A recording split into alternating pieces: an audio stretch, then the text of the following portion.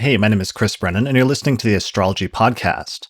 This is episode 335, where I talk with astrologer Richard Tarnas about the significations and the meaning of the planet Pluto in astrology. So, Richard is the author of one of my favorite books on astrology titled Cosmos and Psyche, which was published in 2006. This ended up being a pretty wide-ranging discussion where we covered a lot of different things related to Pluto and occasionally went on some digressions about other interesting topics in astrology. Early on at the beginning of the episode, we did have a bit of a digression about the recent Saturn-Pluto conjunction that occurred at the beginning of 2020 and how that coincided with the onset of the pandemic. And I wanted to talk with him about this a little bit at the top of the episode because he was one of the few astrologers who had done the historical research in order to demonstrate how Saturn-Pluto alignments had coincided with some pretty major turning points in world history in the past, including pandemics and other major events. So I thought it was worth it to go on this digression at the beginning of the episode to check in with him to see how he felt about some of his work in retrospect on that topic and how things had actually played out over the past couple of years. So the last time he was on the podcast was in episode 84 in 2016 in order to mark the 10-year anniversary of Cosmos and Psyche. So that did give us some insight into Pluto going through that digression, and then eventually we get straight into our topic and start talking in more detail about the broader significations of the planet Pluto, including not just the super negative ones related to pandemics, but also some of the more positive ones in order to balance things out. I did want to let people know that if they want to jump straight to that point, I did create timestamps for this episode, which are available both in the video version in the description below this video on YouTube, or in the audio version, you can find the timestamps on the description page on the podcast website at theastrologypodcast.com. So I'll also put links to my previous interview with Richard Tarnas and other relevant website links in the description below this episode. All right, with that introduction out of the way, let's get started with the interview. Hi, my name is Brennan, and you're listening to the Astrology Podcast. In this episode, I'm going to be talking with Richard Tarnas about the meaning of Pluto in astrology and what it signifies and how astrologers developed an understanding of this planet or dwarf planet historically. So today is Tuesday, December 28th, 2021, starting at 1:59 p.m. in Denver, Colorado, and this is the 333rd episode of the show. So, hey, Richard, welcome back to the podcast. Thanks for joining me today. It's my pleasure, Chris. Good to see you again. Yeah, so this is your second appearance on the show. You previously appeared in episode 84 in 2016 to celebrate the 10-year anniversary of your book, Cosmos and Psyche, Intimations of a New World View. And I can't believe it's been, almost 5-6 years since that time at this point? Yeah, time is really flying these days, at least for some of us. I know it also, depending on the lockdown experience, it can be both moving almost at a glacial pace and also moving so fast as if, the day starts and ends in about a quarter of the time one needs. Yeah, especially last year, going through the Saturn-Pluto conjunction and then the Saturn-Uranus square, sort of alternating between those two, it seemed like, at different points. So you recently took part in a new documentary series that's coming out in January called Changing of the Gods, which is a 10-part series directed by Kenny Ausubel.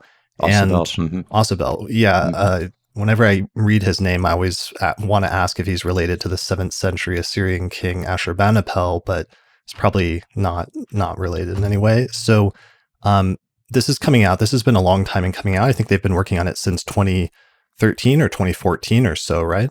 That's right. Yeah, certainly a full 7 years in production. It started in the even just at the kind of central period of the Uranus-Pluto square, and was focusing on the Uranus-Pluto cycle that I had basically focused one part of Cosmos and Psyche on that cycle historically, the big world transit cycles, the conjunctions, the oppositions, and the squares in particular. And Kenny Ausable, who is the co-founder of Bioneers. They wanted to do a film that basically focused particularly on this big Uranus-Pluto square that was more beginning when they first conceived the film, and then it became such a big project, moving from a feature film to a 10-part documentary series, that it went the entire period of the Uranus-Pluto square in making it. But the advantage of it is that of doing it that way is that you really get a big overview of that alignment and the cultural correlations that took place, the archetypal phenomena that is so evocative of the Uranus-Pluto energies and have been played out so dramatically over the last decade or so. Yeah, I watched the first half of the series already, and I felt especially that episodes 4 and 5 were really compelling, where they were tying it into, on the one hand, the women's rights movements and some of the developments that happened in the 1960s and how those tied in with previous cycles, and then how we saw a continuation of some of those themes in the past decade at the Uranus-Pluto square.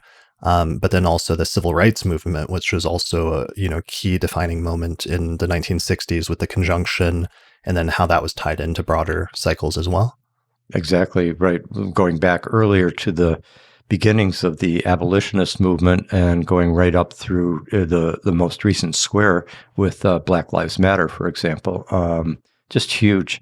There always seems to be a kind of intensified constellating of the archetypal energies around both Uranus and Pluto, those kind of complexes of meanings and impulses that we've experienced in human life, and they seem to track very precisely as you look through the centuries. Every time Uranus and Pluto, for example, come into conjunction or opposition or square, there's a period of, usually a bit more than a decade, where you see, whether it's the women's suffrage, women's feminism, women's liberation, those movements just really get activated in new ways that build on what's happened before, but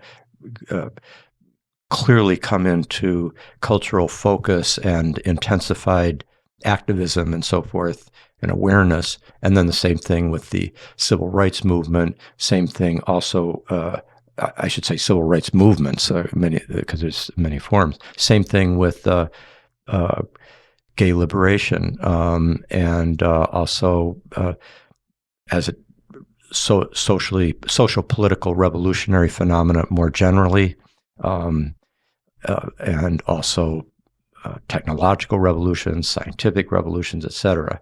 It seems to have something, obviously the Uranus, the planet Uranus astrologically has so much to do with change and revolution and the impulse to rebel and to overthrow the present status quo on behalf of greater freedom, greater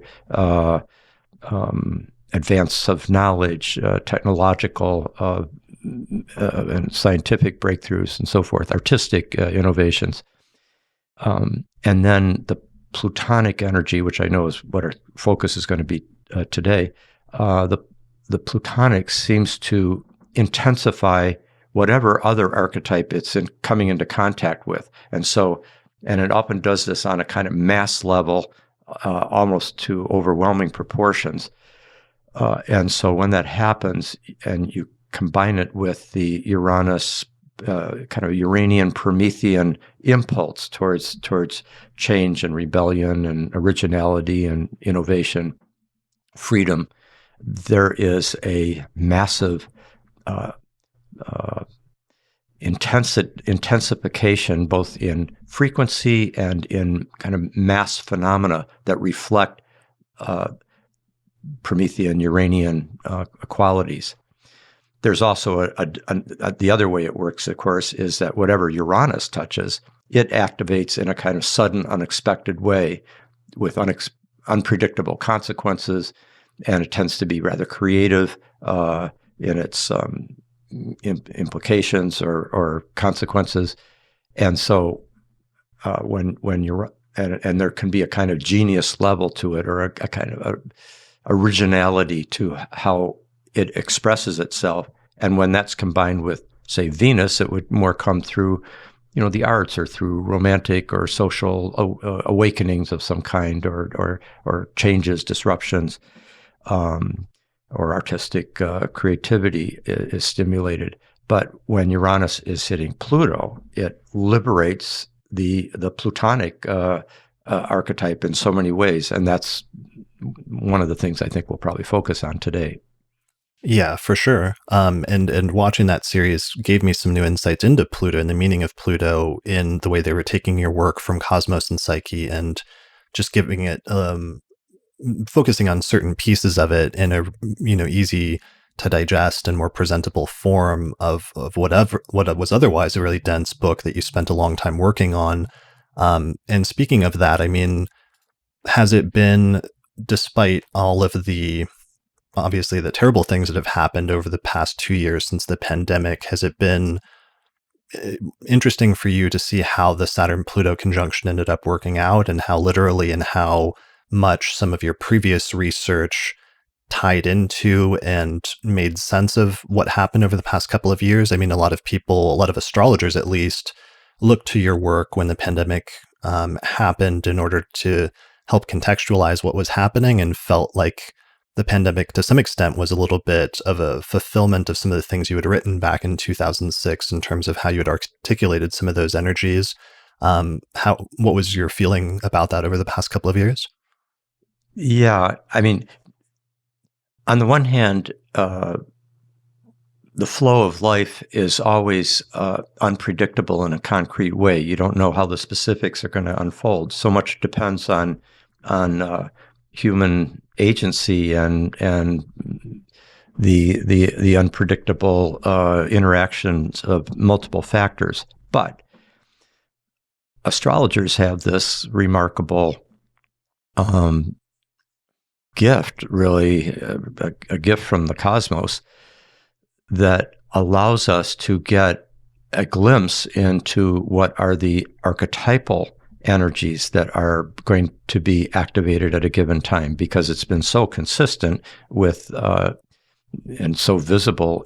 Once you know how to read the cosmic symbolism, and have a decent sense of symbol and archetype and so forth, it's what Stan Groff calls, it's a Rosetta Stone. It really kind of gives us a remarkable translation device of being able, or like a telescope, to see into the deeper energies and meanings that are active at a given point.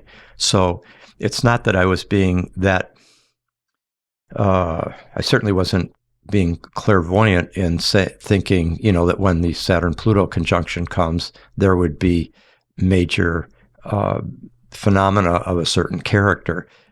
I was just being kind of empirical. If you look, every time Saturn and Pluto come into hard aspect, like the conjunctions and the oppositions, as well as the squares, you see very decisive turning points in history where there tend to be quite challenging. And if we just looked at the conjunctions and oppositions of our lifetime, my lifetime now, 7 decades, it's quite striking how, or let's just look at the 20th century. I mean, the Saturn-Pluto cycle, it's first conjunction of the 20th century, 1914, and the, basically, particularly from 14 to 16, very tight conjunction, and that's World War I. There can be and then the Great Depression comes in under the next opposition, and then World War II begins, right as Saturn and Pluto come into the square in 1939.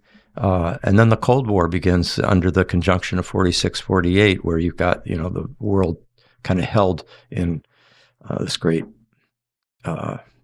conflict that has nuclear intensity. And then most recently, I mean, like 9/11 is what happened, of course, under the most recent Saturn-Pluto opposition.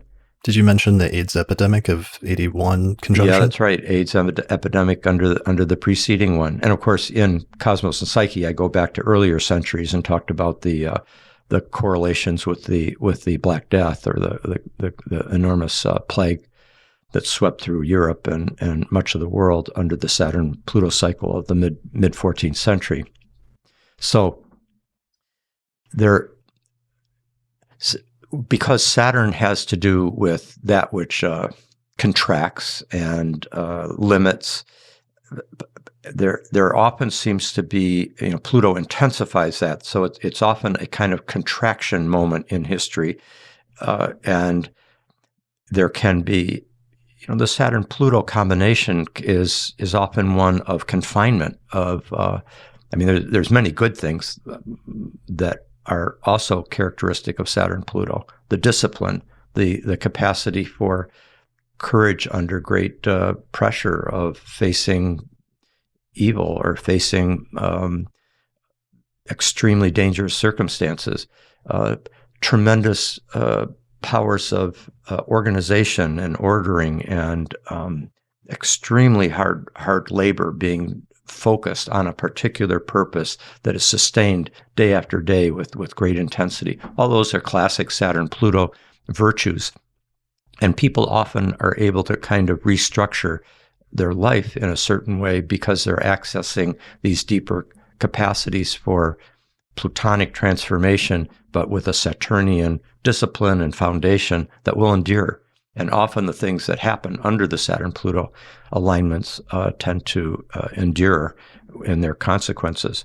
It's also a period, Saturn and Pluto, of much greater awareness of environmental issues, ecology, with more of an apocalyptic potential in the atmosphere, and somebody like Greta Thunberg, who is born under the preceding Saturn-Pluto opposition, right during the 2001 to 2004 period. Then she comes into prominence as a great spokeswoman on behalf of the awareness of the tremendous gravity of our global ecological situation. And Saturn, because Saturn relates to gravity, and Pluto intensifies whatever it touches, Saturn-Pluto periods tend to have a quality of great gravity. Gravitas, like this is morally serious. We really have to focus. This is life and death. Issues are at stake, etc. But also gravity, even in the literal Newtonian sense, Saturn relates to, and like the Saturn-Pluto, like heaviness of like a great iron safe or a Titanic ship that weighs countless tons. Those are steel and concrete. Those are very Saturn-Pluto. The whole 911 Twin Towers, Saturn-Pluto, started under Saturn-Pluto in the mid-'60s and fell under the next opposition in 2001. One last thing about the Saturn-Pluto. You've got that tendency towards confinement, and suddenly with the Saturn-Pluto, everyone's confined to their homes, and we're separated from each other, and there's tremendous sense of isolation. And those who aren't able to seclude and separate but have to be out on the front lines as healthcare workers or as people who are carrying the needed infrastructure of the deliveries, all the things that have to happen just to keep people fed and warm and so forth during this crisis. All these people were being exposed to COVID because their jobs, the way the social inequalities are hierarchically established in our society, and they're facing the Saturn-Pluto more at that level of facing death, facing mortality, risking themselves with very hard labor, while others are experiencing it through solitude and loneliness and feeling cut off, grandparents and grandchildren not able to hug each other, and couples separated, and so forth. We're also all very familiar with the hyper intensification of the Saturn archetype these last 2 to 3 years, 2 years in particular. I have this really distinct memory during the early part of the pandemic. There was an because such a generation of astrologers have come in over the past 10 years, and everyone has read your book at this point, and the emphasis on the Saturn-Pluto cycle was very clear because you wrote your book partially in the aftermath of 9/11. So you actually spent quite a bit of time talking about the Saturn-Pluto opposition that happened. That was very close at the time. So did you see that meme of where somebody had changed the title of your book at some point during the pandemic? I think an astrologer named Ursula posted this in like March of 2020 or something like that. I don't know if you ever. My daughter Becca Tarnas, who's an astrologer, she sent it over to me. She said, "You know your book's a success when it's been turned into a meme." Yeah, when you've been memed. So for the audio listeners, so it just says, instead of the title, it says, I fucking warned you. I fucking told you, bro. Intimations of a New Worldview, Richard Tarnas. And it's got because the cover which I had designed had basically a god and a goddess both pointing at the surface of the earth, and there's a sense of the gods both being at odds with each other and also letting the earthlings know that they had really screwed up, and that actually the warnings had been out there, as in Cosmos and Psyche. Yeah, that was a very clever meme. Yeah, well, I mean, despite the hardships, and obviously nobody revels in that, it seemed like, to the extent that you had covered that so much, and the archetypal way that you had described those alignments worked out pretty well when the next major one came about. It seemed like a successful prediction, or should have been somewhat fulfilling in terms of that, to whatever extent, you might have been striving to anticipate what certain upcoming cycles might bring.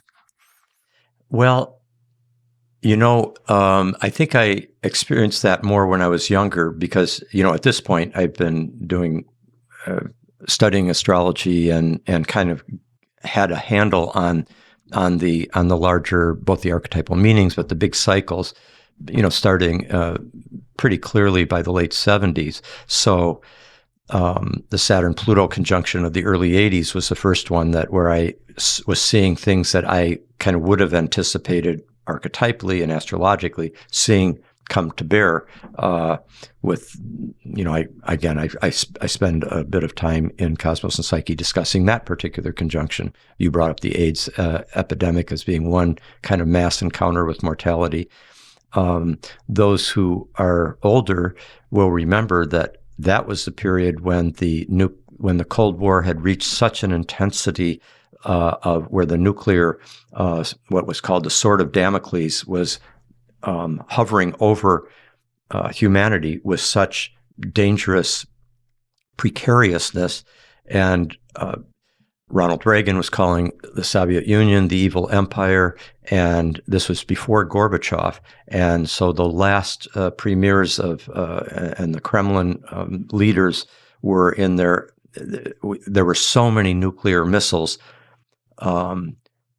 placed in Europe to obliterate most of the world within seconds, and any little mistake could have triggered it. That this catalyzed such an awareness of our nuclear danger that mass demonstrations, the biggest that had ever been seen, happened all around the world at that time, particularly under the Jupiter-Uranus conjunction there. But it was the Saturn-Pluto gravity of the danger that was really pushing that awareness. And the apocalyptic intensity comes in more from the Pluto.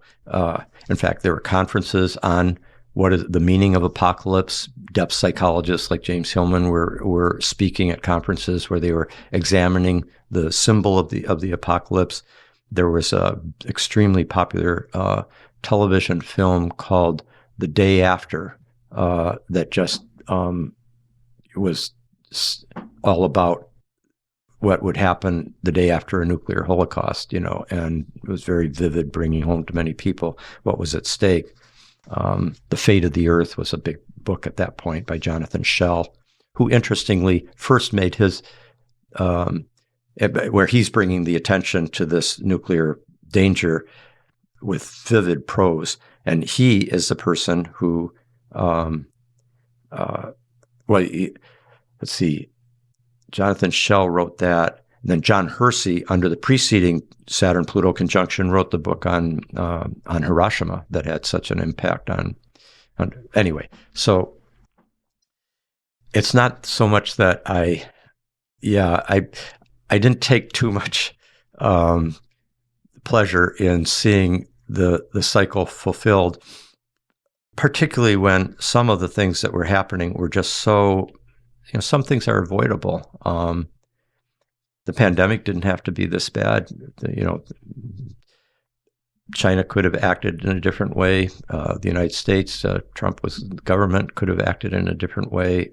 There were all sorts of ways it didn't have to get to this level. Or under the last Saturn-Pluto opposition, we had the war against terror was started, and the invasion of Afghanistan, the invasion of Iraq, against tremendous opposition, popular opposition here in the U.S. and around the world to that invasion. And all during this Saturn-Pluto conjunction, a lot of the consequences of those decisions have been come home to roost. In the Middle East and Iraq and Afghanistan. And so these are things, because this was such a duplication of what had happened under the Vietnam Saturn-Pluto opposition that, in the mid-60s, which also was an unnecessary war. I mean, so it's hard to take pleasure in how planetary alignments are manifested in perfect conformity to their meanings, but it's in conformity to a certain range of those meanings up in their shadow side that didn't have to be constellated if there had been a more conscious relationship to those archetypes. And this is something I hope we go into today is how we can take.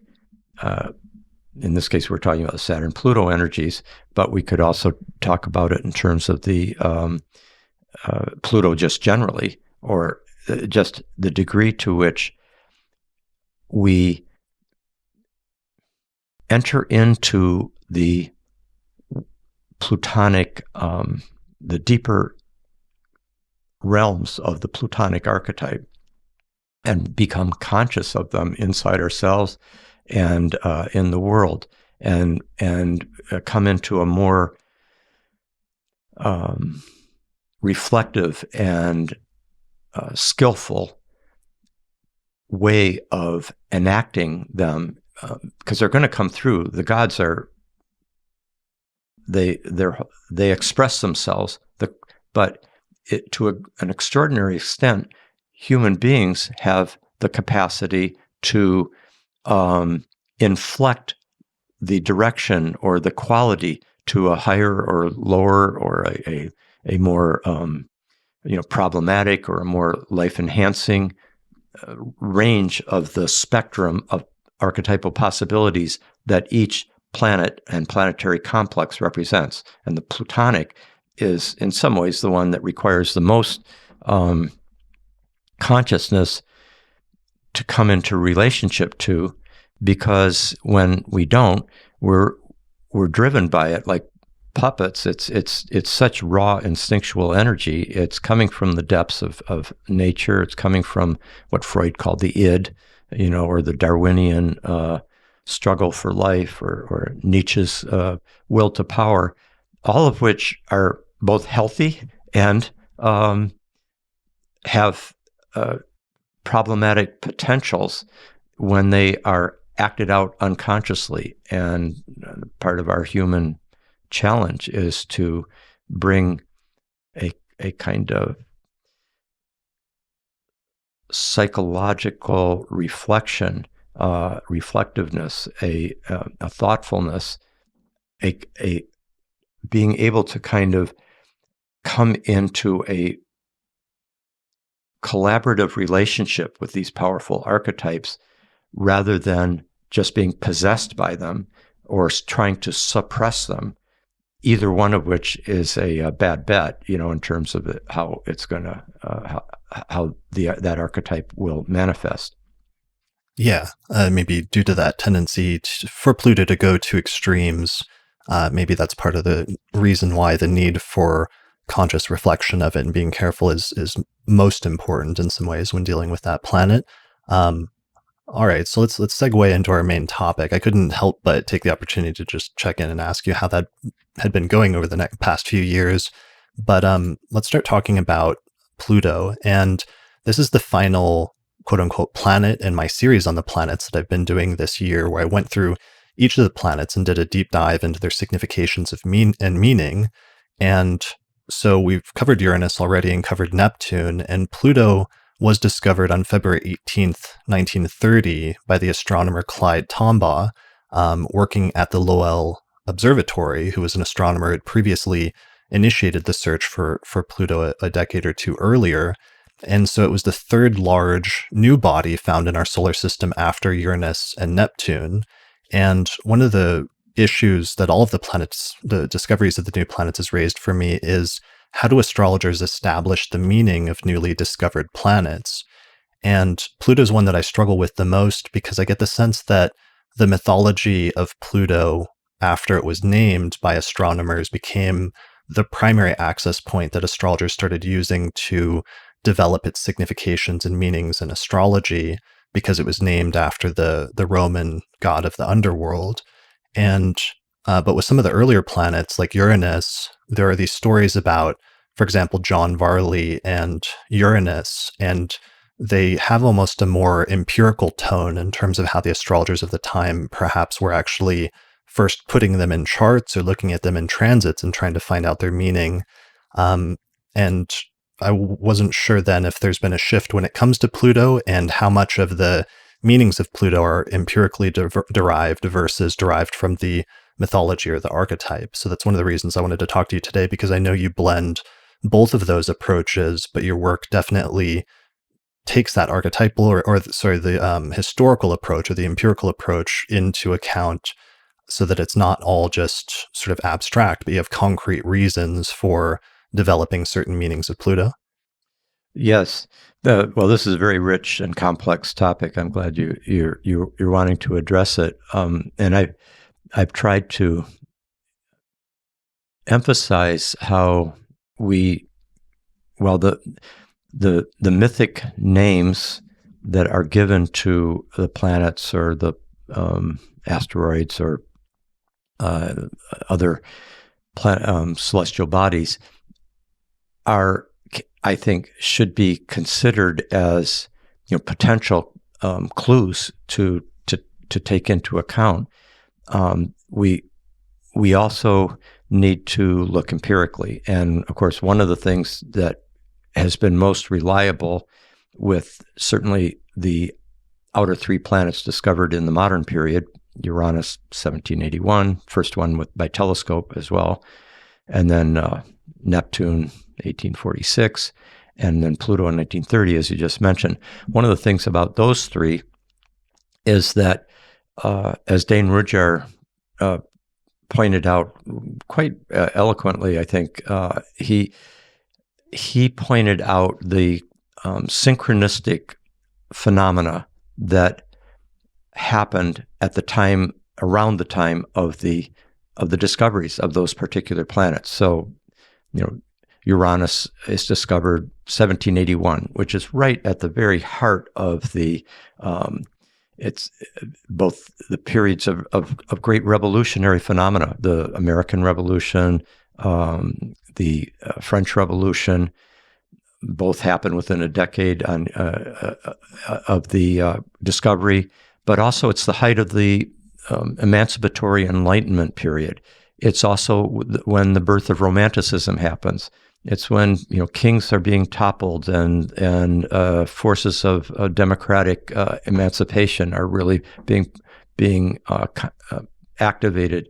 The first rebellion by enslaved people happens, and it seems as if for about 15 years or so on each side of the moment of discovery, the year of discovery, that's the kind of orb within which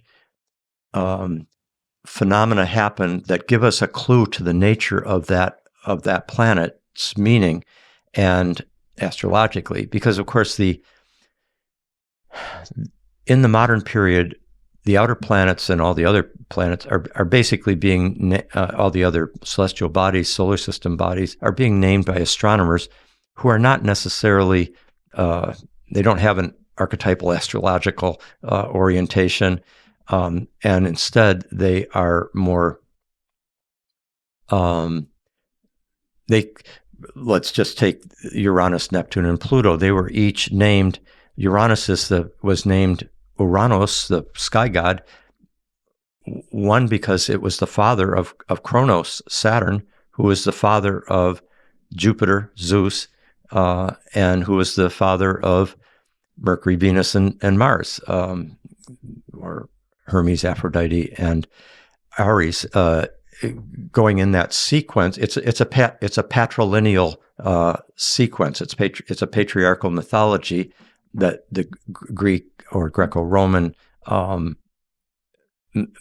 myths provide us with those figures, and astronomers don't have as the uppermost motive in their mind for a choice of the planet's name. They don't have an archetypal meaning, an astrological meaning in mind.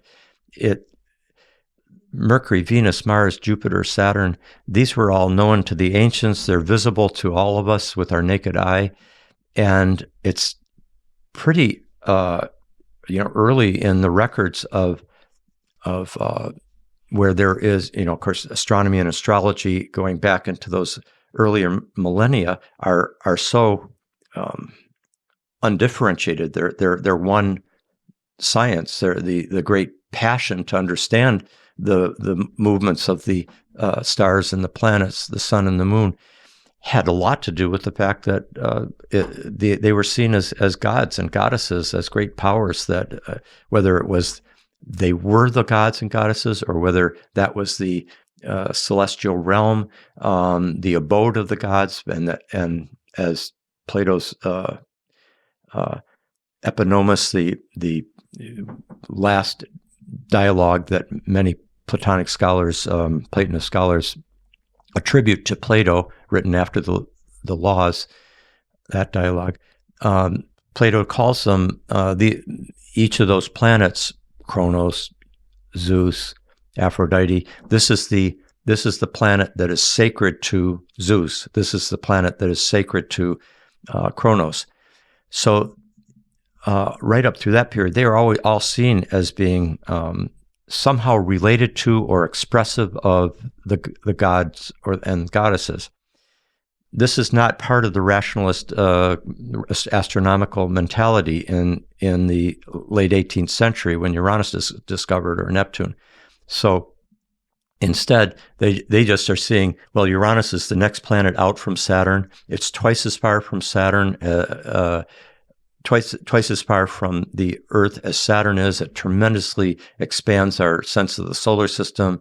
Let's call it Uranos, who is the father of Saturn, and or of Kronos, and Uranos is the god of the sky, of the starry sky, which really fits the fact that it was so deep into the starry sky where it was developed. But as astrologers, we're focusing on Uranus and then Neptune and then Pluto. They were also just looking empirically, and it's pretty clear that a lot of the, let me just say in general terms, I think the astronomers who named Uranus, Neptune, and Pluto, they had some kind of an intuitive, there's a synchronistic, you don't have to believe in astrology to maybe come up with a name that has a relationship to the actual archetype that may prove out astrologically. And I think it's pretty clear that Uranus has a lot, as an astrological planet, has a lot to do with the heavens, with the sky, with space travel, with air travel, with the interest in astronomy and astrology and the cosmic view and so forth. So there's something to be said for Uranus's relationship to the sky. Neptune certainly to the water. Every astrologer has a sense of the kind of fluidity and dissolving energies of Neptune and its connection to rivers and oceans and the stream of consciousness and the oceanic feeling of the mystical and so forth. Our metaphors that are connected to the Neptune astrological archetype tend to be quite appropriately, oceanic or watery. So it makes sense that Neptune, they were onto something, even though they weren't thinking astrologically. And Pluto, when it was named, there were a couple of different factors came in. A number of names were being considered. You may know the story, the quite young daughter of one of the people in England who was on the committee to name the planet strongly suggested Pluto. And PL, the first two letters of Pluto, also fit Percival Lowell, who was the man who first set in motion the discovery of Pluto. So there was a kind of honoring of the astronomer that way. You can see it in the astronomical glyph there that has been used so often for Pluto. And in addition, you have even the Disney cartoon figure of Pluto seems to have played a role in the partly in the young girl's thoughts about it, but I think she had more in mind than just that. What I was reading is that she did have some background in like Greek mythology or had some interest in mythology, and that was part of what motivated her. That's right. And it basically, like Zeus and Poseidon and Hades were each given a different realm, so Poseidon, Neptune was given the realm of the oceans and of the sea, and Pluto was given the realm of the underworld, Zeus of the overworld, Mount Olympus, etc., the sky, and so there was that as well. Yeah, so, I think Pluto in mythology had the ability to become invisible or to cloak himself, and I think part of her rationale, she said, was that because Pluto is so distant and you could barely see it, and it was very difficult to even get a glimpse of with telescopes, that was part of the reason why she thought that Pluto would be a good name for it. Yes. So on the one hand, I want to honor the way in which even a non-astrologically aware astronomer or astronomical committee could come up with a name. They went through several names for Uranus before they came up with Uranus. It was like Herschel, who discovered it, named it Georgium Sidus, George's star, after his patron, King George. The French didn't like that idea.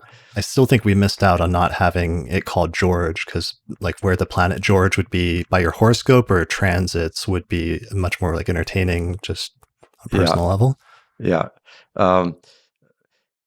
But so many of I think we discussed this in another, in our other interview, but so many of the qualities that we recognize as being distinctly Uranian have to do with rebelliousness and unpredictability and change and originality and genius and creative innovation and the trickster and so forth.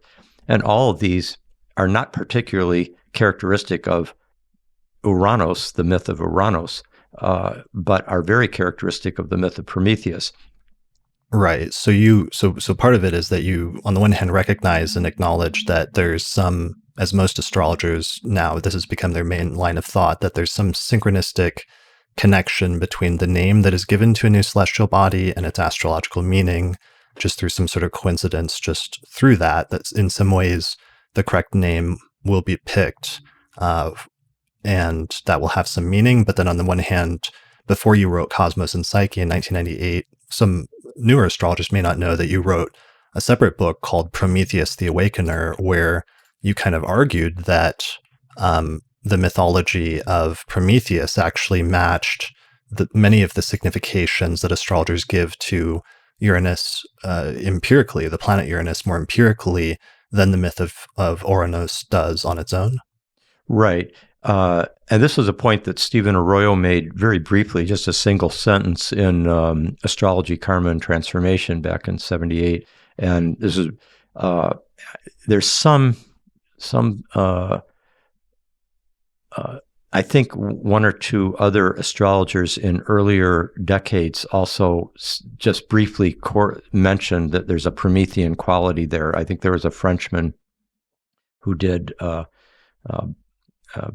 think it was Barbeau, but it's been hard to nail down a particular text where this was done. But I think what it allowed me to do was to start differentiating. Like we need to, like, not every single thing about a myth is going to tell us about that astrological archetype. There's going to be lots of details in a myth of a particular figure, like Zeus, that is not particularly Jupiterian. For example, Zeus can act in a very Saturnian way when he's being punitive, or he's being the principle of order, where he's restrictive, etc. But Zeus was also a rebel at one point, overthrowing his father, Kronos. And who did he get the help of? Prometheus to overthrow Kronos in that battle. And of course, Zeus can be very plutonic. He's constantly engaging in sexual conquests and so forth.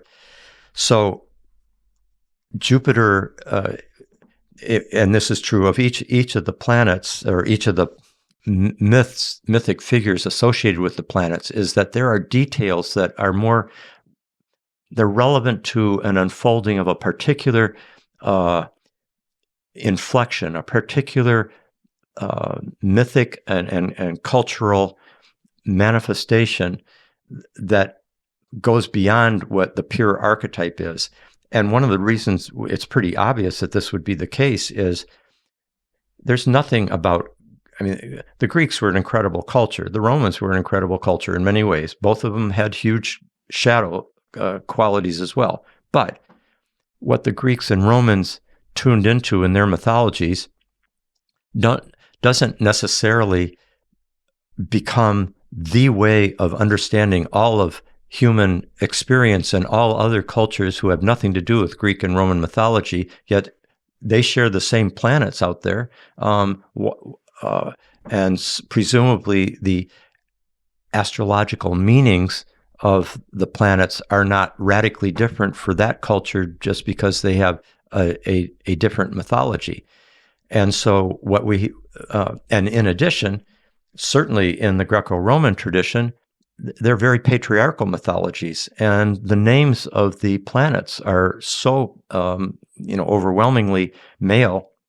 And yet, I think every good astrologer recognizes that every single planet including Venus and Mars, has both feminine and masculine expressions, ways of expressing themselves. And same thing with the sun and moon. It's only in a patriarchally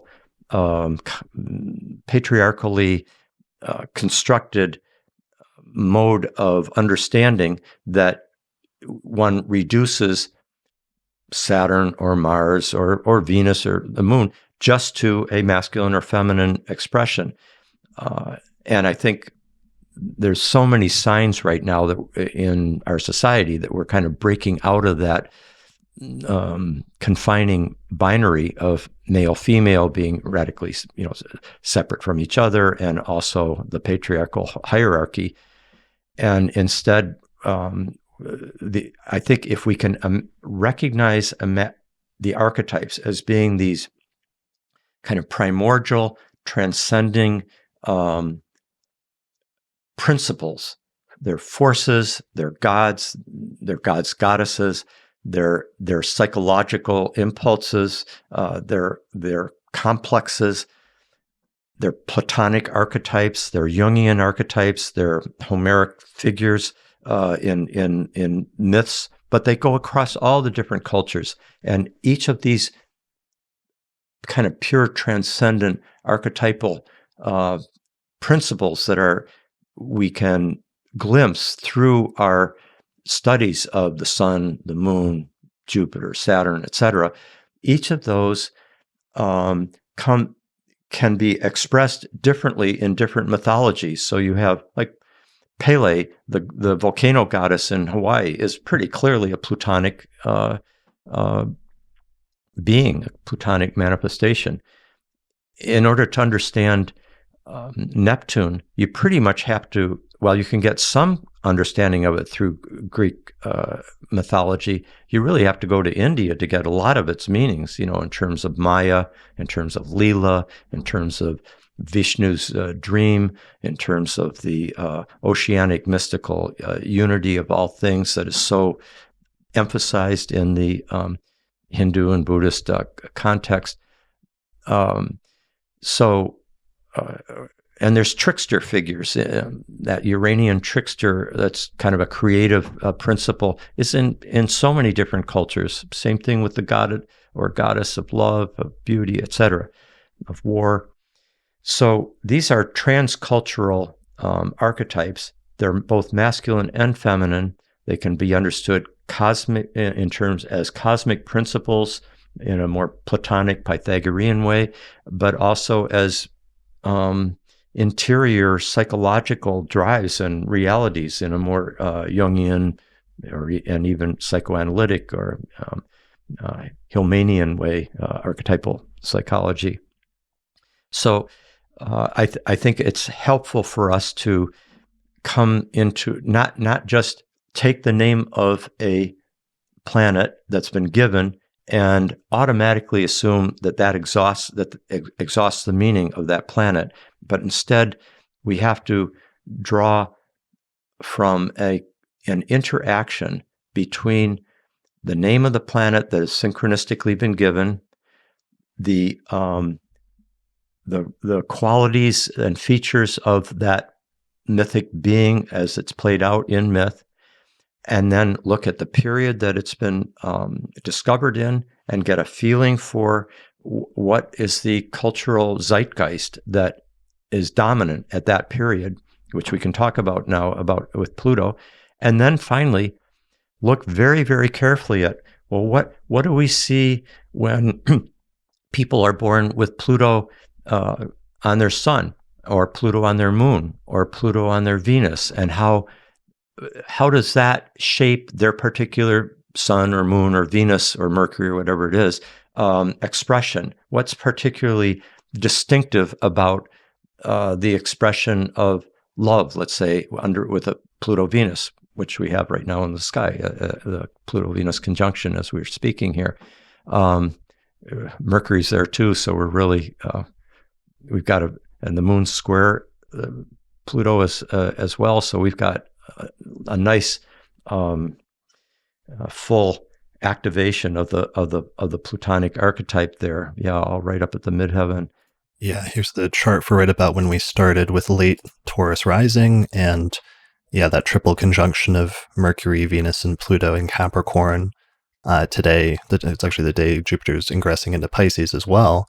But yeah, that was a pretty good chart we picked for today. Yeah, and just after Saturn has just moved out of the conjunction to Saturn to Pluto, it's been closer like 5-10 now, and just past the 15-degree orb of the conjunction to Pluto, and so yeah, we've definitely have even Mars and Pluto are in a tight semi-square for those who pay attention, as I do, to the so-called minor aspects. As Rob Hand likes to say, when is a minor aspect not a minor aspect? When it's really tight.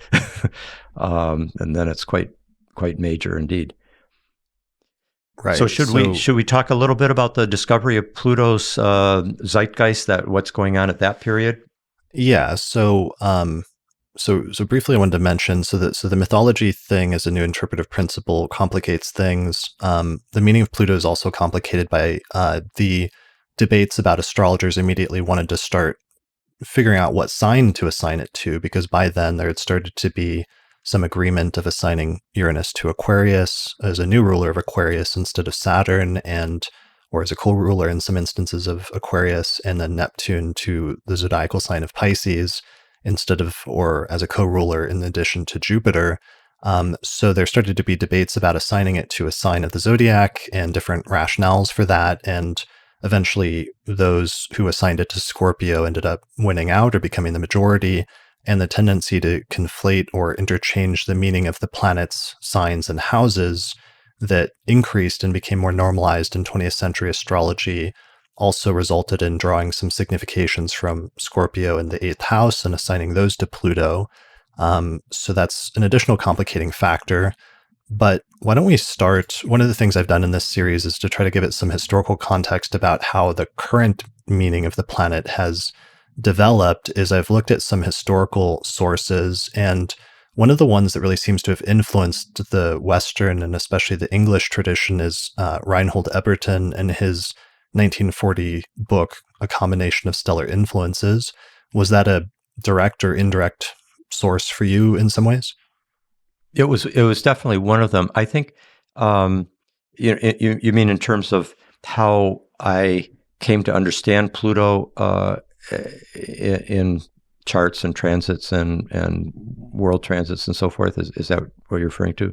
Yeah, I mean, it seems like Ebertin wrote in 1940, and then his text influenced Rob Hand, who wrote Planets in Transit in 1976. And some of Hand's treatment of Pluto ended up seeming kind of seminal in terms of influencing the generation of astrologers that came in the 60s and 70s. So I thought about maybe reading excerpts from those two really quickly and then going to your book. Sure. I would say, I think Dane Rudhyar was extremely influential as well in that early period. Ebertin was quite remarkable, the German astrologer in kind of, I think he had a good intuition of certain dimensions of Pluto for sure, and particularly reflecting the period that he lived in. I mean, he living through Nazi Germany, World War II, et cetera. I mean, he lived through World War I too, as well, but in his mature years, World War II, and then Charles Harvey helped in the astrology world, helped bring Ebertin into, he translated part of Combinations of Stellar Influence that we use. And Rob Hand certainly was an admirer of Ebertin. But Dane Rudhyar, I think he had quite an intuitive grasp of many things, and one of them was of Pluto, and recognizing this quality of death and rebirth, destruction and regeneration, and seeing it at a very collective level. He wasn't as in tune with it in terms of reading birth charts, individual charts. He was more, I think, I think he probably, I'd love to see more, if there's any Rudyard scholars out there. I would be very interested in knowing if there's literature or, personal things he left behind that give us an indication for where he started getting his first intimations of the meaning of Pluto. But I suspect a lot had to do with his grasp of the periods immediately surrounding Pluto's discovery in 1930, which I can talk about in a couple minutes. But let's go along with what you had set out there. Sure. So here's the excerpt from just the Pluto delineation from Ebertin in 1940. So he's writing in 1940s Germany. So that sets a pretty distinct historical context. So he says, the principle of Pluto is force majeure or providence, invisible forces or powers. Psychological correspondences, positive ones are the will or the wish to exercise power, the manifestation of unconscious powers, ruthless frankness or candidness, the urge to influence the masses, propagandist aspirations and objectives, understanding the masses. The negative psychological correspondences are ruthless use of force or coercion, inclination to incite, a fanatical zeal to state one's own doctrinal principles, to agitate, convulsions, and spasms. Biological correspondence he gives is the collective unconscious and regeneration.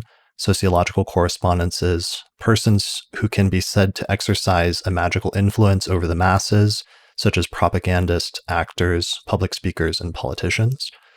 So, it's like we can recognize some of the later common themes of Pluto in there, and there's also some in there that are different or ones that I don't think you hear repeated as much in contemporary sources. Yeah, but he's got the will to power there. He's got the force majeure, which has to do with like when a hurricane comes through, an earthquake, that's force majeure. It's large impersonal forces. He's also got the sense of the urge to have power, including through influence, through changing people's minds towards leading them in a particular direction through the exercise of power, propaganda, etc. And he's got a sense of the mass quality too. I think the collective, the mass quality. That's why during the periods when Pluto's activated by one of the outer planets, like Uranus, things tend to happen on a more mass level. You have mobs acting we have large demonstrations and riots and so forth. So he's got that, a number of those things quite. Ebertin generally has a tendency towards, he lived through a very dark period of history, and he has a tendency to, at times, to single out the more problematic sides of the archetypes. And this is where I think some of the great depth psychological work that's been done over the last half century, particularly by somebody like Stan Grof, where there is a willingness to enter into that plutonic domain and become, basically through going through, kind of, whether it's shamanic rituals, sacred medicine, ceremony, LSD therapy, holotropic breathwork, anything, Kundalini yoga, these where there's a capacity to become a vessel of these very powerful energies and come into a more conscious relationship to them, and also release them so they're not driving us from the depths without any agency on our part, without any kind of moral consciousness being informing our expression of it. I think depth psychology has gone a long ways towards becoming friends with Pluto, so to speak, and that's why it's so important to do our inner work as astrologers, because if we don't, we tend to, either like just be afraid of like Pluto. Oh no, too bad you got a Pluto transit, or you've got this Saturn transit. If you haven't come to terms with that archetype in yourself and in your own life, there's a tendency to pass on a negative view to your client and a fearful one, et cetera. And that can be wounding unnecessarily. So I think it's important for us to do our own inner work in relationship to Pluto, and perhaps in particular. Yeah, for sure. Yeah, I want to circle back around to the emergence of psychology and depth psychology as well as a possible thing that happened and became more prominent, especially after Pluto's discovery. But let's jump forward historically a few decades to 1976 to Robert Hand's seminal book, Planets in Transit, where he went through and provided delineations for all major planetary transits, which was kind of a major and novel thing at the time. And since this book came out, 40, almost 50 years ago, it's become one of those books that I think every astrologer reads at some point and is on every astrologer's shortlist. So as a result of that, I think his formulation of Pluto was really important, or the way he formulated it. So he says, the significance of transiting Pluto. The nature of Pluto is similar to that of the Hindu god Shiva, the creator and destroyer. Pluto usually begins by breaking down a structure, then it creates a new one in its place. This entire cycle of death, destruction, and renovation is accompanied by tremendous powers, for Pluto is not a mild or even very subtle planetary influence. You can always see its effects very clearly, ranging from machines breaking down and needing repair to full-scale destruction or death. Decay at one level or another, followed by new life from the old, is the typical Plutonian process. Characteristically, Plutonian people are those who seek to change, transform, and take control of everything around them. Often a Pluto transit will signify the arrival of a person who transforms your life, either for good or for evil. Or it can symbolize an event or circumstance that has the same effect. Pluto also rules those energies inside of you that lead inexorably to change. It rules the death and regeneration of the self, as old aspects of your life pass away and are replaced by new ones that could not otherwise have come into being. Pluto does not signify death in the literal sense, instead it refers to a metaphorical death, something that ceases to be. And it actually goes on, sorry this is kind of long, but worth reading the full passage. So he goes on and he says, the energies of the planet that Pluto is transiting become a source of change and transformation in your life. You may get involved in serious power struggles with other people and changes in the areas of your life associated with that planet. As Pluto transits your houses, it signifies the areas of your life that are due for radical transformation. In the area ruled by the transiting house, structures in your life that have built up to the point that it is no longer possible to patch up whatever is wrong. It is time for a full-scale reconstruction, preceded, if necessary, by destruction of the old change-resistant patterns. It's extremely important that you recognize the inevitability of Plutonian change, which is built into the very structure of things and cannot be prevented. And you should not try to prevent it because it is a necessary stage in your evolution. All that you will do is force the energies to build up until they are explosive. Then the inevitable changes will come about disastrously. Not only should you go along with the Plutonian energy of destruction by letting go of whatever must depart, you should also assist in the rebuilding process that follows, for this is the equally inevitable consequence of the Plutonian breakdown.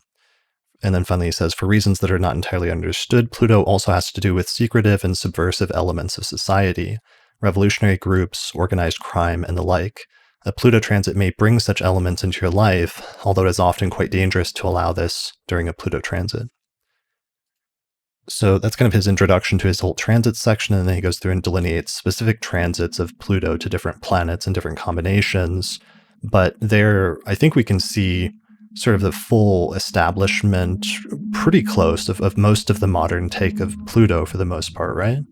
It's quite a bit there. He mentions Shiva, for example, the destroyer and creator. He could also have brought in Kali.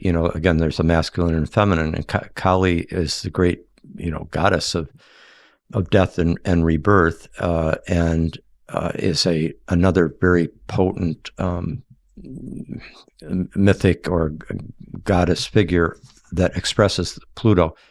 I should just say, by way of historical accuracy, when Rob came out in 1976 with Planets in Transit, it was a with those kind of detailed delineations. He did have before him, there Francis Sequoian and Louis Acker had written full delineations of all the planets and their both natal aspects and transits in a couple of books. Actually, they used to be in booklets, individual, the planets, transits of the sun, transits of Neptune, transits of Pluto, etc. Each one had its own little booklet. And then later those were combined into a single volume called Predictive Astrology. And of course, they had the Astrologer's Handbook. And Rob knew Francis Sequoian. They were both in New England, but she was older and was a teacher there in that area. And then he's got Ebertin behind him. He's also got, there's a lot of Dane Rudhyar's characterization in what he's setting out there. Also, Charles Carter and Jones, Mark Edmund Jones are the early Mark Edmund Jones from the 1930s and 40s. They wrote a bit about it. But Rudhyar, I think, was the one who most was tuning into its depths. And so he's recognizing how, in the same way that the 18th century and the discovery of Uranus brought this great period of, revolution and breakthroughs and liberation and the technological advances and so forth, industrial revolution. The 19th century and the discovery of Neptune coincided with many, like Romanticism, Transcendentalism, the incoming of the Asian mystical traditions into the West, also the birth of chemistry, and particularly in the industrial, like pharmaceuticals and anesthetics coming into being at that point. But overall, the great focus in the mid-19th century on compassion, the Society for the Prevention of Cruelty to Animals, the Geneva War Conventions, the Red Cross, the nursing profession, many forms of the child labor laws, Charles Dickens bringing in such a more empathic, socially compassionate view through his novels. Those are all deep Neptunian phenomena that were coming in at that point.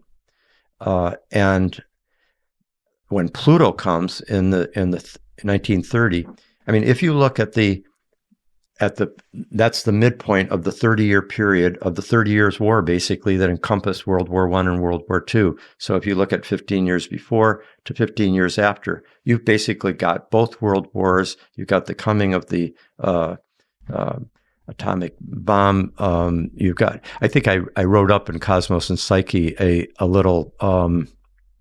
Yeah, here's the passage. If you want to go ahead and do the honors of reading it. Oh, yeah, sure. So here's, like, this is right during that period that we're talking about. Pluto's discovered. You've got the splitting of the atom, the unleashing of nuclear power, the titanic technological empowerment of modern industrial civilization and military force, the rise of fascism and other mass movements. Remember, I talked about that kind of mob energy or mass movements. Think about the Nuremberg rallies that the Nazis held, just massive. That's so Plutonic. Yes, there's other things going on there too, Mars, Saturn, etc. But the Plutonic was so visible.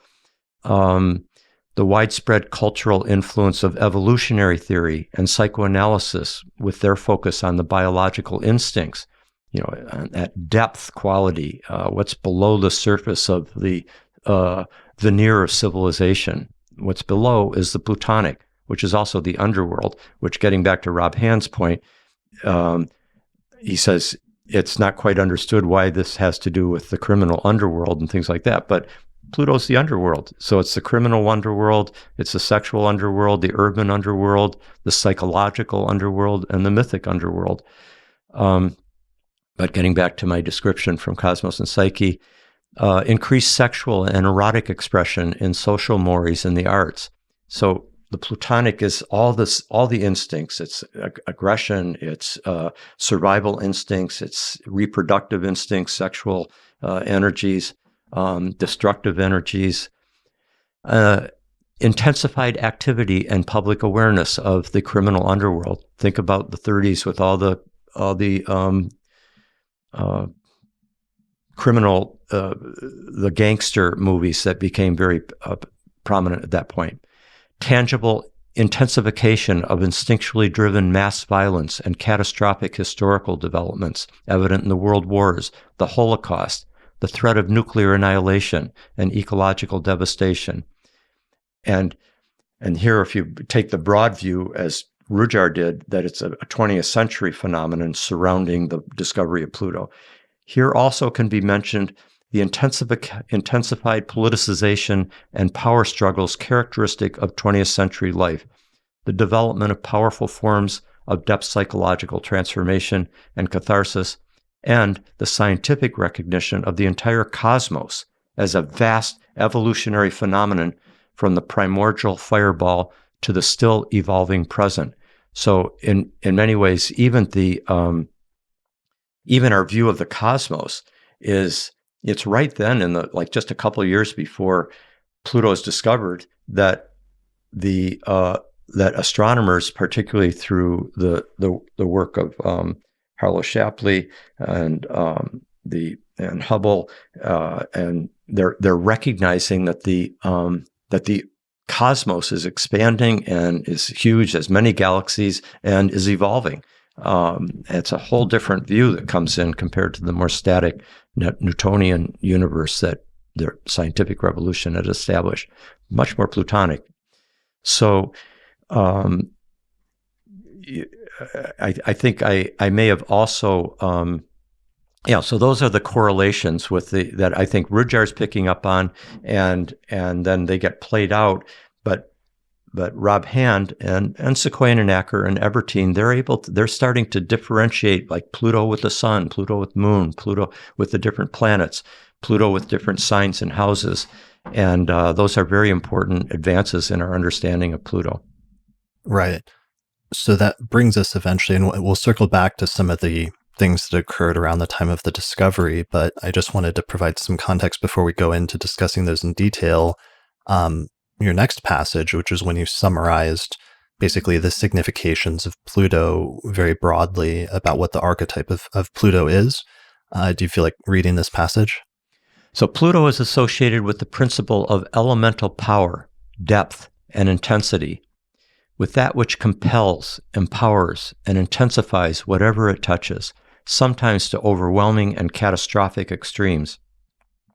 It's associated with the primordial instincts, libidinal and aggressive, destructive and regenerative, volcanic and cathartic, eliminative, transformative, ever-evolving, with the biological processes of birth, sex, and death, the cycle of death and rebirth. Let me just take a bracket here. We think of Saturn as related to death and the endings of things. Well, Pluto is death and rebirth. It's got the whole cycle in it. And in fact, it goes birth, sex, and death, and rebirth. It's the whole big Ouroboros cycle of life and death. Getting back to the description here from Cosmos and Psyche, it's associated with upheaval, breakdown, decay, and fertilization, violent purgatorial discharge of pent-up energies, purifying fire. This is what Stan Grof calls pyrocatharsis, that part of very powerful experiential therapy where you go through pyrocatharsis, where there's a great release in a kind of fiery burst from the depths that releases the repressed energies from one in a way that is not destructive, but actually puts you in touch with the life force and is healing. Situations of life and death extremes, power struggles, all that is titanic, potent, and massive. Pluto represents the underworld and underground in all senses, elemental, geological, like in an earthquake, instinctual, political, social, sexual, urban, criminal, mythological, demonic. It is the dark, mysterious, taboo, and often terrifying reality that lurks beneath the surface of things, beneath the ego, societal conventions, and the veneer of civilization beneath the surface of the earth that is periodically unleashed with destructive and transformative force, Pluto impels, burns, consumes, transfigures, resurrects. In mythic and religious terms, it is associated with all myths of descent and transformation, and with all deities of destruction and regeneration, death and rebirth. Dionysus, Hades and Persephone, Pan, Medusa, Lilith, Inanna, Isis and Osiris, the volcano goddess Pele, Quetzalcoatl, the serpent power, Kundalini, Shiva, Kali, Shakti. So these are, I think it was quite helpful when Rob Hand made the connection to Shiva with Pluto, and in doing so, it helps us recognize that these, it goes to many different cultural mythologies and also feminine, not just masculine, that we should include. And in certain ways, certain elements of the Pluto archetype have a particularly feminine quality. The goddess that is the goddess. If you have birth, you have a goddess present. You have a birth. You have a mother energy is what makes birth possible. And that also involves the kind of elemental energies of the birth process. As any mother who has given birth can say, it's just, these are titanic energies that take over the body to bring forth the infant from the womb out into the world. Let me just tell you one thing about Rob. One day, I invited Rob to come to Esalen Institute back in the 70s, right after Planets in Transit came out, because I was director of programs there. And both Stan Groff and I were, when we saw Rob's book come out, up until that point, we'd been using more Ebertin and Sequoian and Acker's work. And so Rob, along with like Liz Green and Stephen Arroyo, about the same time were coming out with their works. But Rob's systematic work was quite something. And, he had Neptune, the whole time he wrote that book, he told me he was in a kind of almost like hypnotic state of almost like channeling. He could hardly remember in retrospect consciously writing it. Neptune was transiting his Sun, Venus, Mercury conjunction. So Neptune was conjoined Sun, Venus, and Mercury, which in his case opposes both his Uranus and Saturn. So he's got a Uranus-Saturn conjunction, born 1942, opposite Sun and Mercury and Venus. Yeah, you see it there with the... Yeah, here's his chart. So he has Sun at 13 Sagittarius, Mercury at 15, and Venus at 17 Sagittarius. And in the mid to late 70s, Neptune was transiting right through all of those points in Sagittarius. Yeah, so he was basically in this kind of trance. He would come, when he came to Esalen, I had him come a number of times. It was great to have him. And he'd sit there in the living room in a kind of Buddha pose. He'd put his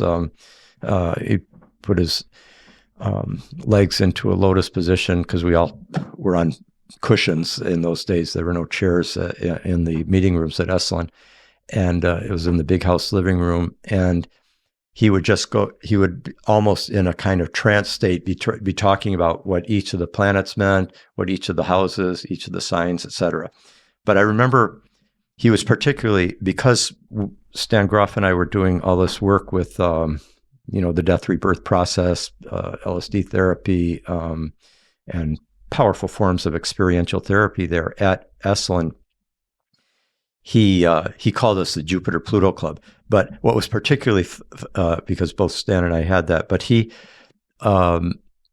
quite memorably described the process of kind of ego death and transformation in terms of moving in his discussion of when he would describe each of the planets, starting from the sun and moon, moving out through like what Mercury's role and Venus's role and Mars's role in the psychological development of the individual, which is what he was particularly focused on. And then when he got to, like Saturn's the reality principle, it's also the ego structure that we kind of define our identity according to. And he said, but then when you get to the transpersonal planets, Uranus, Neptune, and Pluto, that challenges the ego structure and the reality structure of your life. And the way he put it was, Uranus breaks that, it shatters, it comes in and kind of disrupts it, breaks it like a breaking the ice, so to speak. And then Neptune dissolves it, and then Pluto comes in for the kill. That's how he memorably put it, describing people who've gone through powerful death rebirth experiences. Stan Grof has a great description of it in one of his books, where there's this just when the Plutonic energy fully comes in, and first you're working through all the pyrocatharsis and the fiery energies, the Titanic destructive powers coming through one, and the sexual, the orgiastic, the aggressive, then demonic energies can come through, and scatological, etc. It's a real journey through the underworld. But then there's this. He said the last stages involve a kind of annihilation, and he said many people experience. He said first Kali comes in and requires total surrender to the feminine principle in all her power and terrifying quality. And then with that surrender, he then said, and then Shiva comes in and just completely does the final destruction, like, destroying the ego, what's left. And he said then at that moment, there's this kind of opening up to the incredible grandeur of the cosmic pantheon of gods and goddesses, as far as you can see, and kind of the golden light of spiritual healing that just can kind of pour in at that moment and go on and on from there. When I had an experience along that line, that was actually when astrology deeply came in through that kind of golden white light, like coming in through the top of my head, and many other insights, biographical, psychological, and so forth.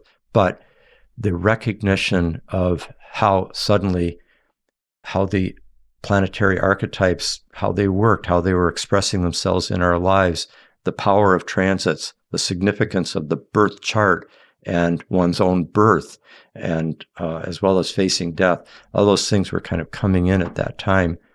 So this deep inner journeying that so many people are engaging now is so helpful in breaking out of the constricted worldview in which you think that you live in a kind of random materialistic universe, with astrology as the gold standard of superstition, as I like to call it, and instead suddenly realizing that you live in an ensouled cosmos of incredible depth and moral and aesthetic majesty, and that we're participating in a great mystery that's unfolding through us.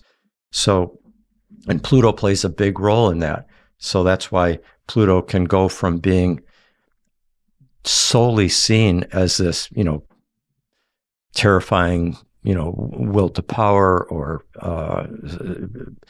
something that's just purely destructive, and to really grasp its transformational and redemptive quality. But it is a dangerous principle. It's almost like the principle of danger. So it takes, this is where, guidance, mentors, teachers,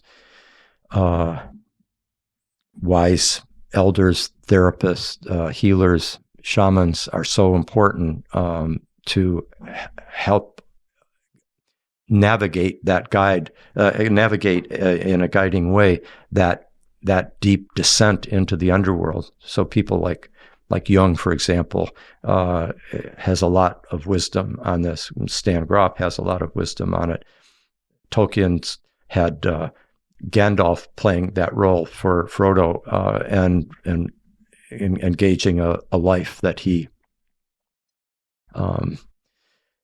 Frodo wished that he hadn't been born to deal with such a fraught time as he was born into. And my daughter, Becca, who's a Tolkien scholar, kind of particularly called to my attention that beautiful passage where when Frodo says, "I wish I wasn't born at such a time," and Gandalf says, like, I'm paraphrasing, Gandalf says, "None of us wish to be born at such a time, but it's what we do with when we find ourselves in such a time, then it's how we respond to it. It's what we do to it, do in this in this circumstance that is where it's all at. That's where we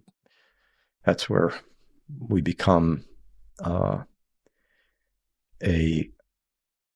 soul. That's where we become an identity. That's where this is where you kind of have to be true to the hero in your own soul, even at the very moment that you're going into the depths and feeling your identity being devastated. That's part of the heroism of that transformational journey.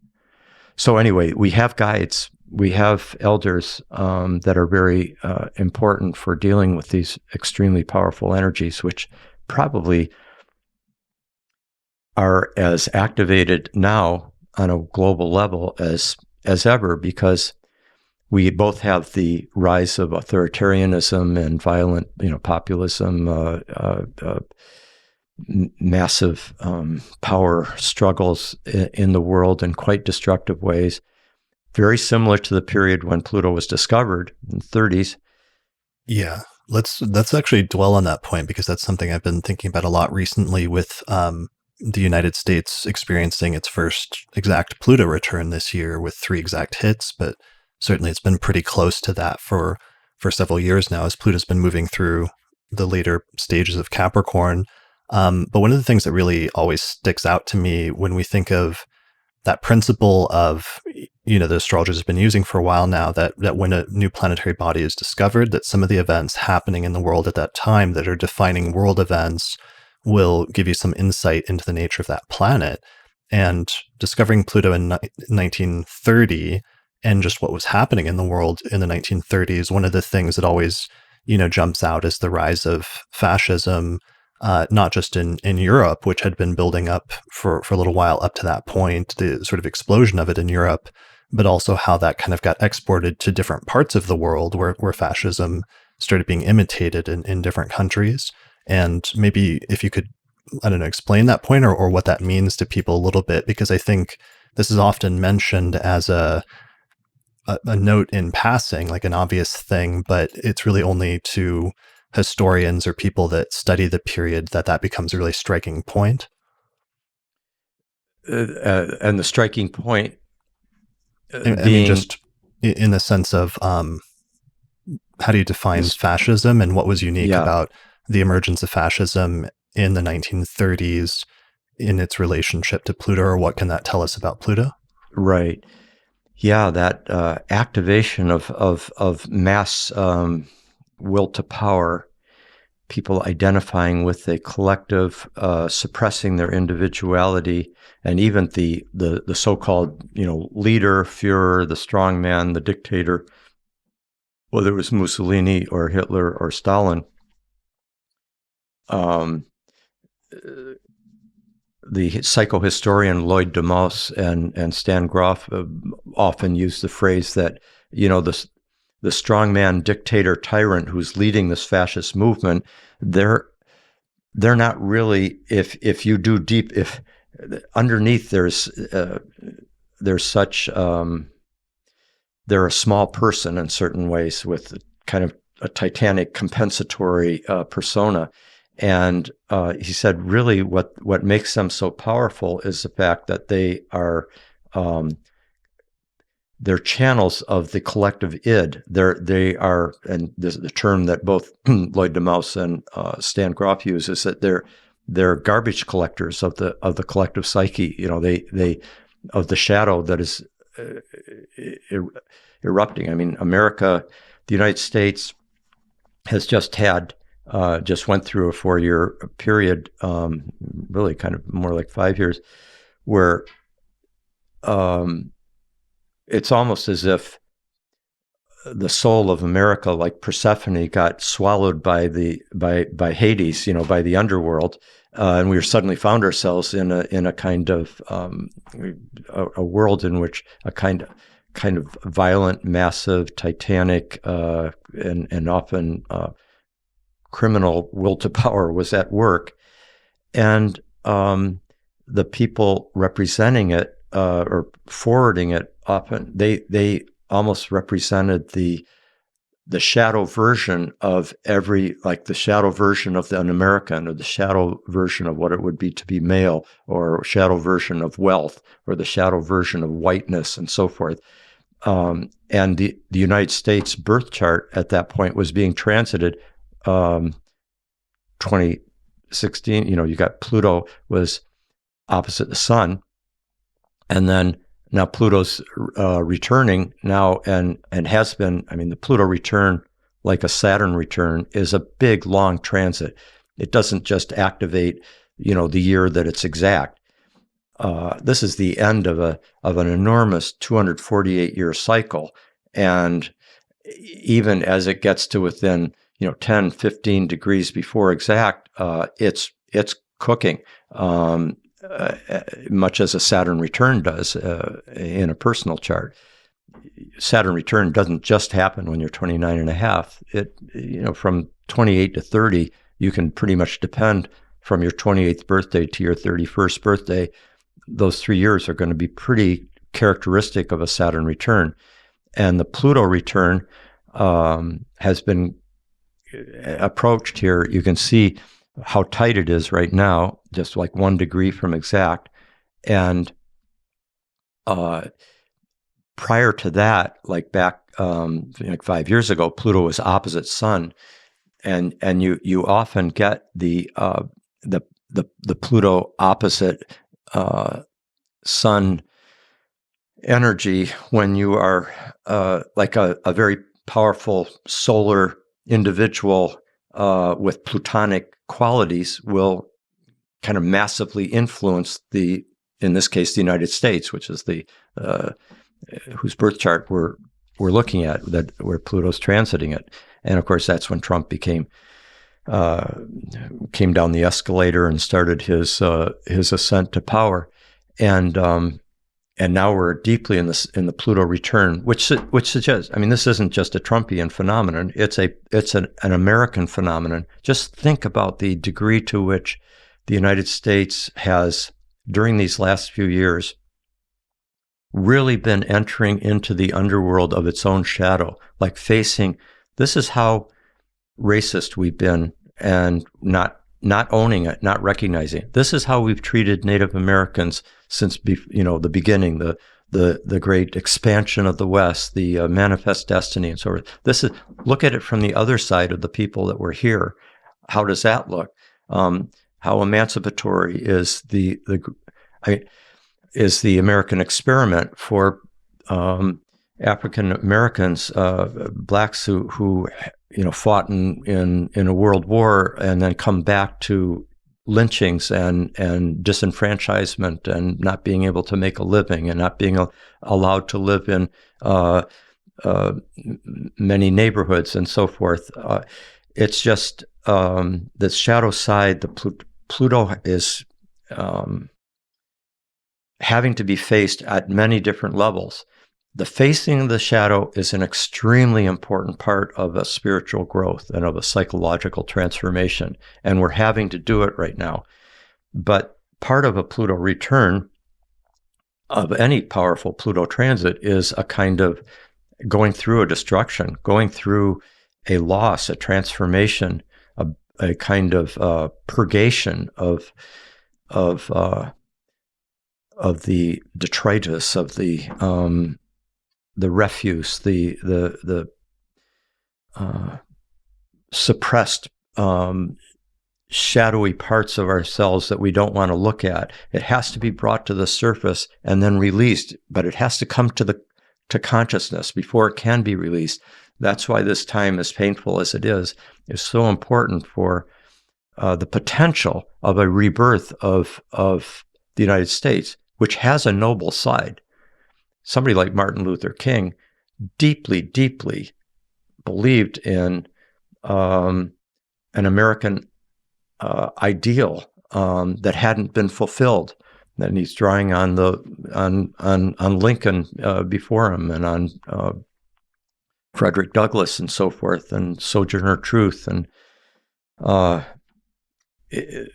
Harriet Tubman.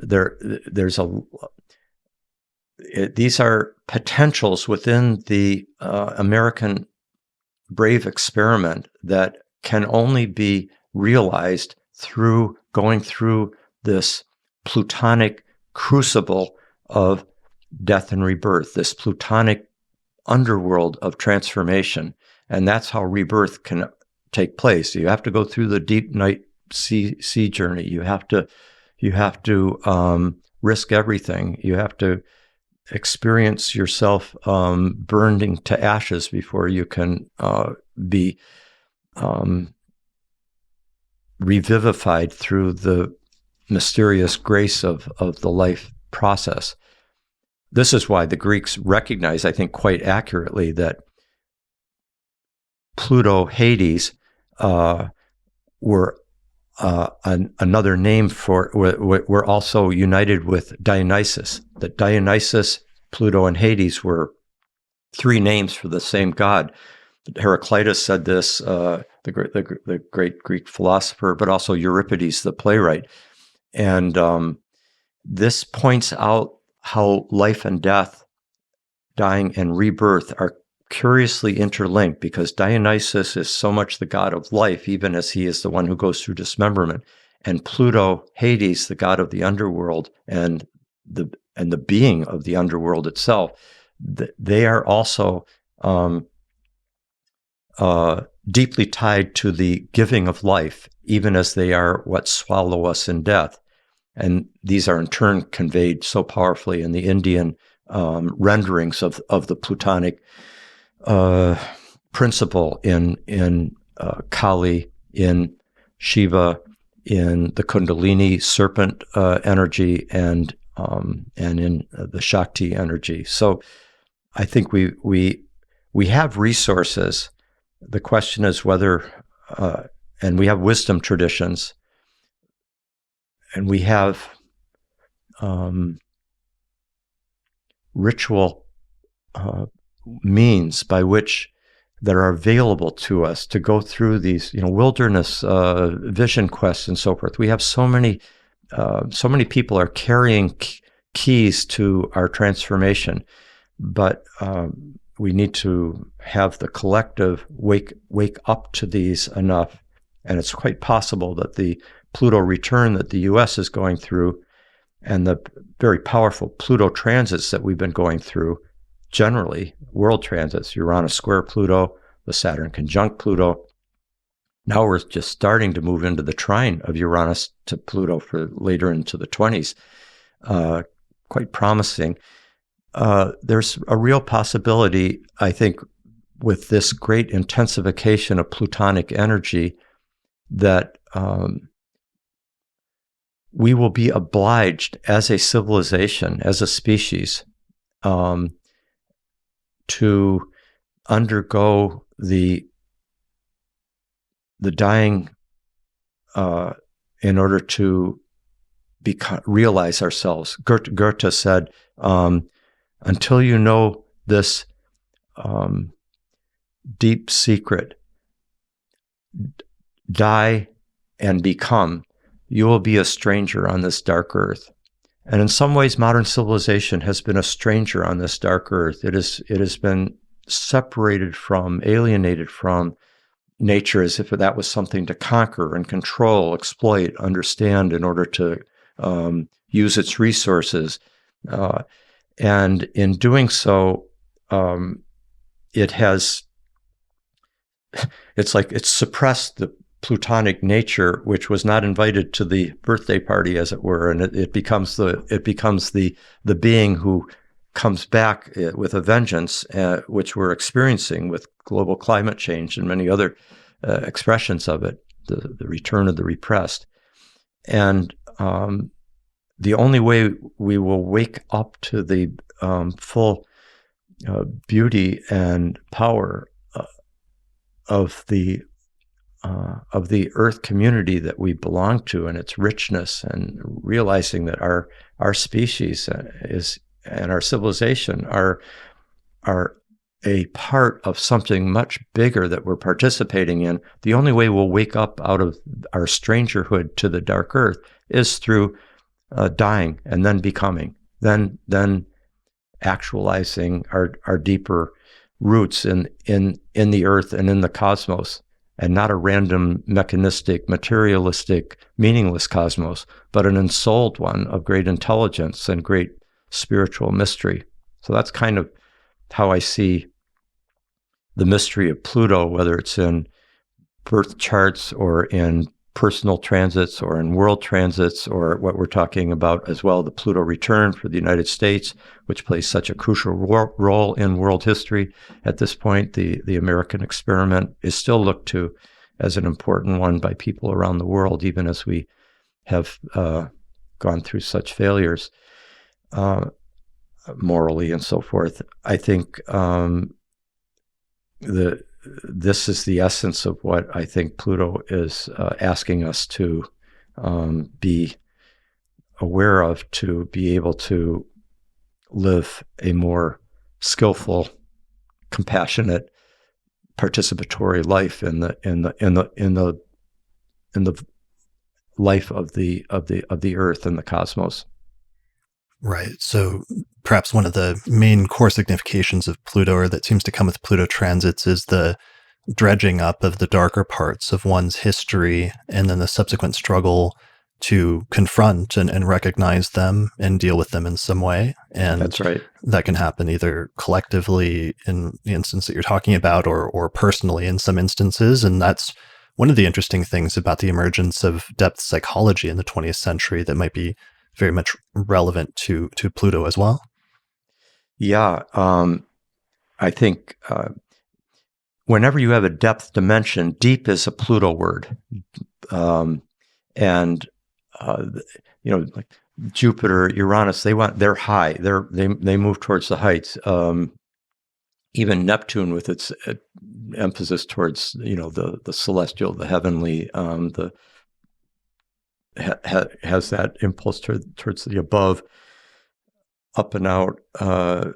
Each of those in their own way. But Pluto is into depths, and depth psychology was born in the late 19th century. I think Nietzsche was probably in many ways the key figure. He's born with Pluto opposite the sun. He's probably, if one wants to get a sense for Pluto in eloquent philosophical expression, Friedrich Nietzsche, read Thus Spoke Zarathustra, and one really can get the sense of it. He even signed his last letters Dionysus, and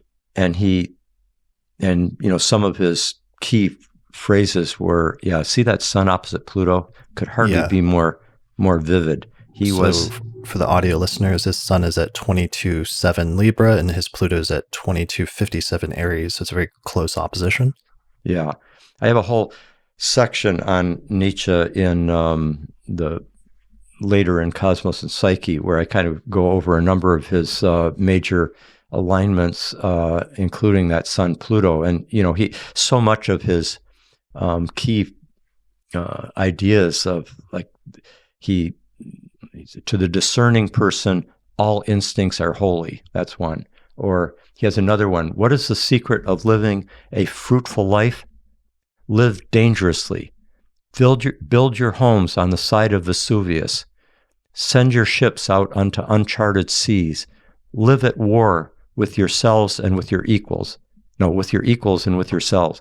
That is the secret of living a fruitful life. You can just hear as Pluto, even the Pluto opposite sun, at war with yourself too. He was into transcending the self in order to come into the greater power, the redemptive power. He has another passage, "Behold, I am that which must overcome itself again and again."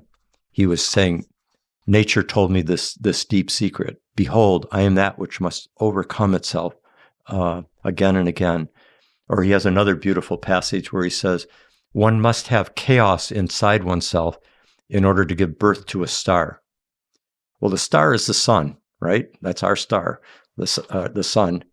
And the sun is the symbol of our own central principle of selfhood, and it's the hero archetype, the solar hero, who can get caught in an immature form of just being, the John Wayne hero or something like that. But there's a deep hero that goes through the descent, that becomes a servant of the whole in a great sacrifice. That's true heroism. And so when he says one must have chaos inside oneself, that's Pluto, inside oneself, the sun, in order to give birth to the star, and to a star, that's the solar, then you become, another one of his phrases, become what thou art, become what thou art. So there's many ways in which he was carrying that Pluto sun, that Plutonic energy, and then he serves as a kind of guide or precursor of the whole depth psychology project that is carried forward by Freud, by Jung, by Melanie Klein, by Marie-Louise von Franz, by so many important depth psychologists, James Hillman. I think Stan Groff's work becomes especially potent synthesis of the Freudian, the Jungian, the spiritual, the instinctual, and it partly is because he was working with the power of LSD and the sacred vision plants, psilocybin, mushrooms, peyote, mescaline, and so forth. So depth psychology, Jung once said, we have not yet recognized the extent to which the discovery of the unconscious is a critical spiritual discovery, which we must integrate in order to preserve our civilization. I would say in order to transform and preserve our civilization, which I'm sure he meant too. The discovery of the unconscious, there's Jung. Look at that Moon-Pluto conjunction near the base of his chart. Yeah, that's really close right there next to the IC at 29 Taurus, and Pluto's at 23 Taurus, and the Moon is at 15, and then both are squaring Saturn, which is at 24 Aquarius. That's right, and the Moon is tight square Uranus as well. So he has such a powerful anima. Jung does. The Moon is so potent. All three outer planets are in some relationship. The 1 degree square to Uranus, the tight conjunction to Pluto, about 8 degrees, and then the Moon is right in between Neptune and Pluto in the sky when he's born. So his whole childhood is carrying those intensified Neptunian energies of visions, dreams, etc., from the underworld. And then his understanding of the anima and why our civilization, and particularly men, need to, kind of come into re-engagement with what he called the feminine, but it's the lunar principle, which has both masculine and feminine qualities. But his anima had all three of the transpersonal planets aspecting his Moon. And so he has a great sentence in one of his letters where he said, the apprentice piece of psychological development is the encounter with the shadow. The masterpiece is the encounter with the anima. Now, he's talking about male psychology at that point, but because our civilization has been so patriarchal, in many ways you can apply this to the to the collective psychology and the great gift that depth psychology provides for the collective, for our civilization, if it's willing to do this deep work. And that is, if first we have to face the shadow, the things that we don't want to see, and the whole shadow side of Western civilization, of modern civilization, of all the things we've been talking about, the ecological devastation, the effect on other species, the patriarchal, Eurocentric, it's all the ways in which tremendous suffering has been caused by what is also a dynamic and noble civilization and species. We contain both. And if we can first face the shadow, as he called it, the apprentice piece, and integrate that, he said, then we can enter into the bigger task, which is to come into relationship to the anima, which is the whole of life, which is the soul of life, which is the anima mundi, the soul of the world. Anima mundi, the soul of the world. This is what's been repressed. This is James Hillman's great point in his powerful paper called Anima Mundi, The Return of the Soul to the World. It's in a book called The Thought of the Heart and the Soul of the World. And the suppression of the idea that the whole world is ensouled, not just human beings, that suppression has allowed a kind of destructive alienation on the part of the modern mind, whereby it tried to basically objectify the entire universe and all the earth and all the other species and even other human beings. Very, very morally horrific side of our civilization. Because of that view of an objectified universe in which we are the only subjects, and particularly a certain type of subject, namely the Western modern civilization, that has to be we have to lose, in a sense, have that identity overcome, destroyed, in order to wake up to the fact that we live in a living universe that is imbued with profound spiritual mystery and intelligence and soul. And we're going through a kind of Plutonic transformational crucible right now that's giving us both the opportunity but also the necessity of doing that transformation, because everything's at stake now in a way that wasn't as visible in the 1970s when Rob Hand was writing about Pluto as Shiva and planets in transit. It wasn't as visible in the 60s.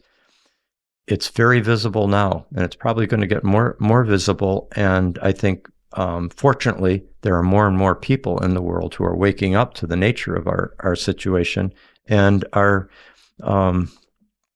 tuning into the great gifts that depth psychology, indigenous wisdom traditions, sacred medicine journeys, social and ecological justice movements, and so forth, what all these provide for us in terms of a potential radical transformation. There's more and more people on board for this great kind of heroic quest of our time, but it could hardly be more a dramatic period than we are in. Right. I was just looking at the charts, and I pulled up, you were talking about Jung's chart and his moon-Pluto conjunction in mid-Taurus, and it made me want to pull up Freud's chart, who interestingly has a sun, it's a little wide, but a sun-Pluto conjunction in mid-Taurus, and also Venus-Pluto conjunction.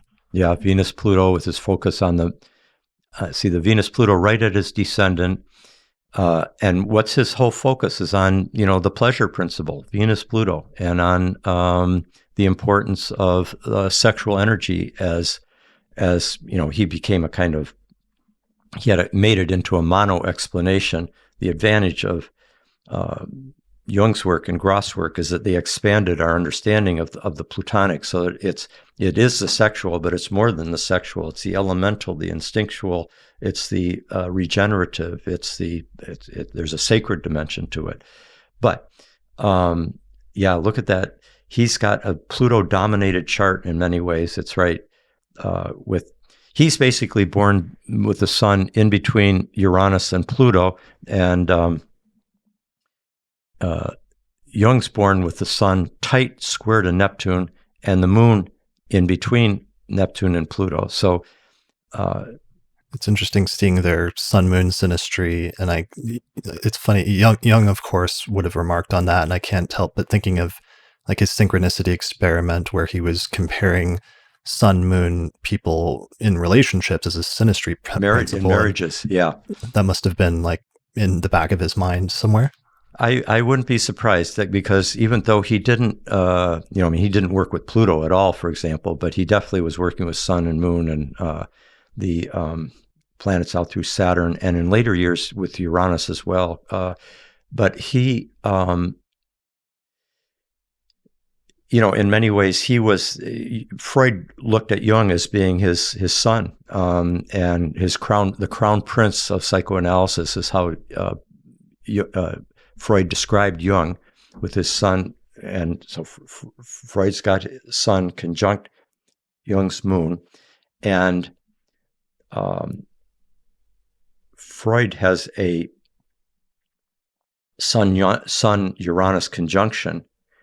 Let's see, Freud's got the Sun-Uranus conjunction, and it's conjoining Jung's moon, which is square Uranus. So they each have one's kind of the Promethean principle of the solar,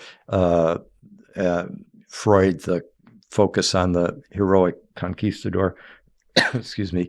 Well, Jung, with having his moon right there on the Sun-Uranus of Freud's in the outer chart, and Jung's moon is tight square to Uranus. So he's got that, his followers tended to be women, and he was focused on the importance of the liberation of the anima and the integration of the anima and the feminine side of life, in order to become whole, and not suppressing it the way patriarchy does. And while Jung was more, and Jung was also more focused on the mother goddess, on Sophia, on the Virgin Mary, on the Great Mother archetypes, Magna Mater, etc. While Freud was focused much more on solar deities, Oedipus, and on dealing with Yahweh and God the Father and his Moses and monotheism, etc. And he was more interested on liberating the egoic hero from the clutches, the power of the Plutonic, while Jung was more on integrating the lunar side of life as the way to get in contact with our soul again for redemptive transformational purposes.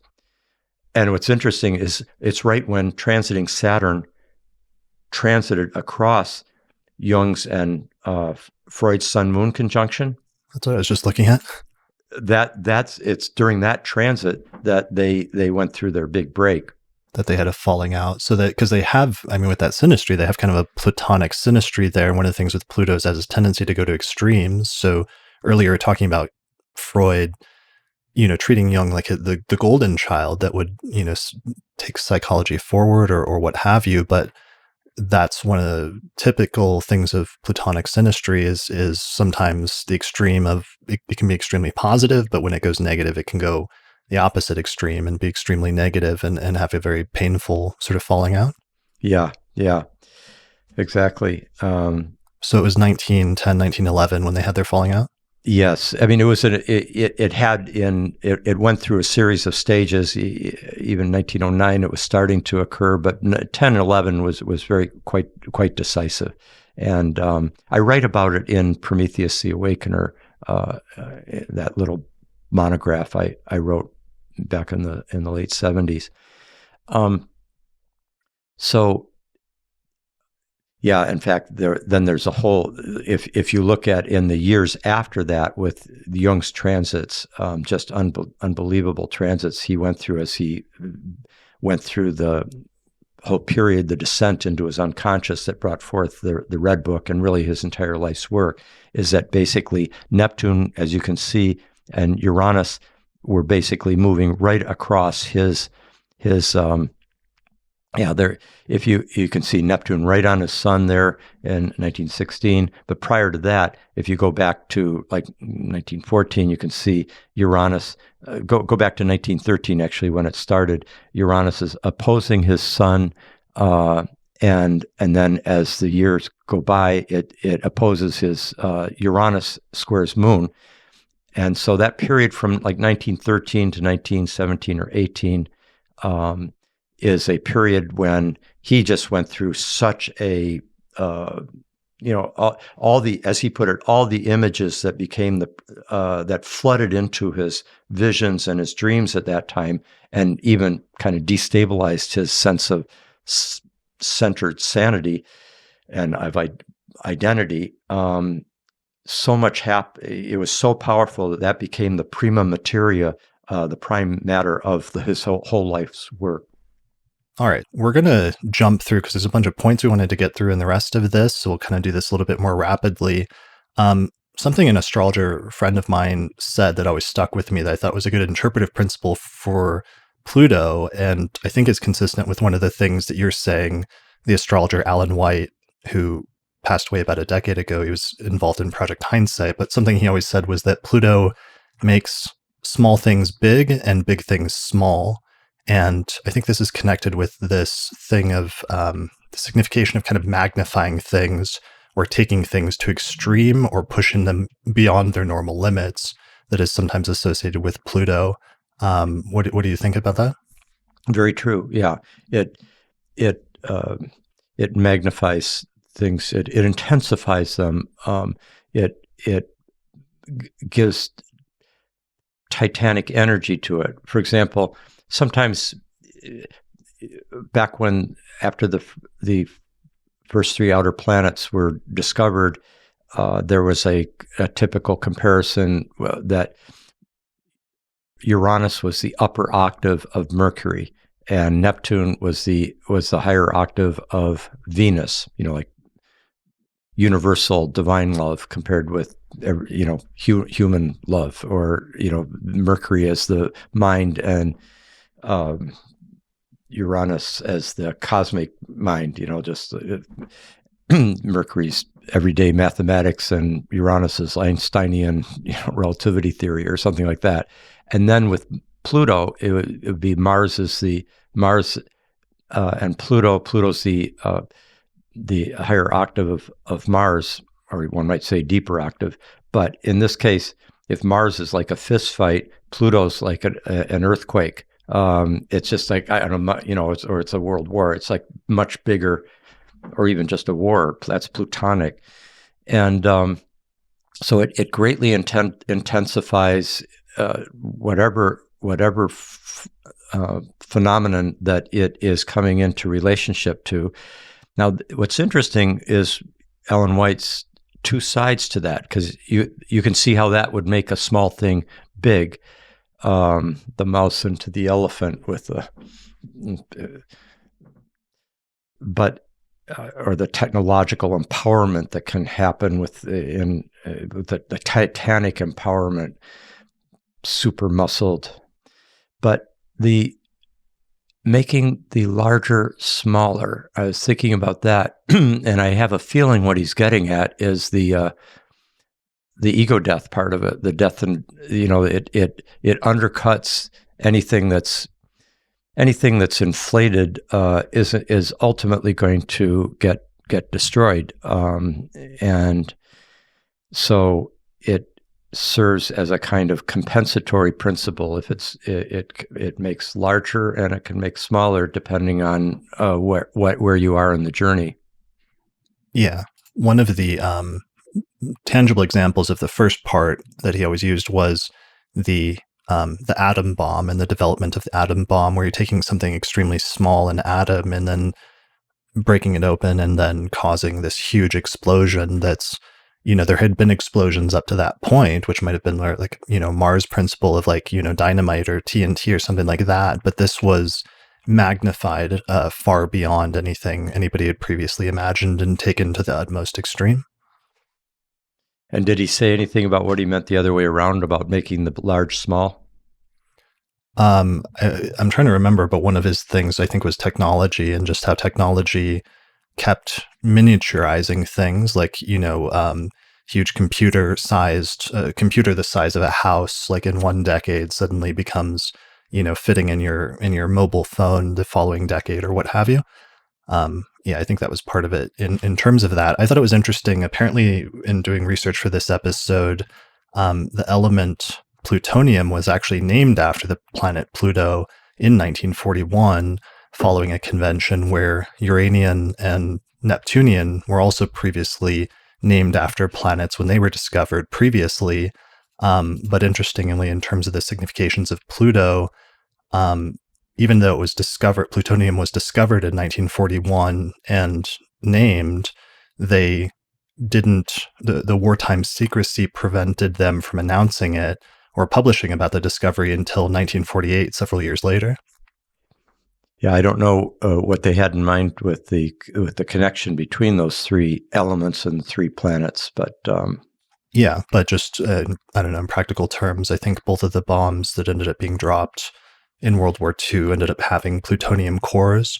So there's some interesting things there. And just going back to other significations and other core things, we mentioned the intensification of anything that it touches and being taken to the utmost extreme. So sometimes that, when combined with other planets, is really where that comes out. So for example, combined with Venus and taking elements of having to do with like relationships to their utmost extreme, which on the one hand could be a positive manifestation of going to the utmost extreme for love or what have you. And then on the other hand, it could be a negative side of that, of going too far or being too obsessed or not letting go of somebody, even when it becomes inappropriate or what have you. Yeah, that's a very good point. One of the ways in which I've in my courses at CIS, California Institute of Integral Studies, where I've taught for these last better part of 3 decades, I've taught a lot of courses that are called Archetypes, Art, and Culture, where I will use works of art, music, film, poetry, etc., to demonstrate the nature of a particular archetype or archetypal combination between, say, 2 planets by having the students, we all listen to a particular song or we see a film. So, for example, with the Venus-Pluto that we're just talking about, I would typically, among other things, I would play something like Janis Joplin, who was born with Venus opposite Pluto, Venus and Sun and Mercury in her case, all opposite Pluto. But that Venus opposite Pluto, and what's her signature song, Take Another Little Piece of My Heart, even though it's causing me agony, when you put me in your arms, I just say, take another little piece of my heart. So her Venus is at 14 Aquarius and Mercury at 9 Aquarius opposite Pluto at 6 Leo. Right.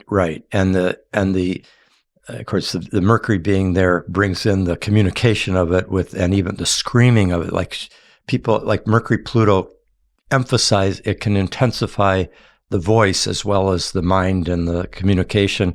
And think of both, say, John Lennon with his scream. He could scream even when in the early Beatles, like with Twist and Shout or something like that. He would have to do that last.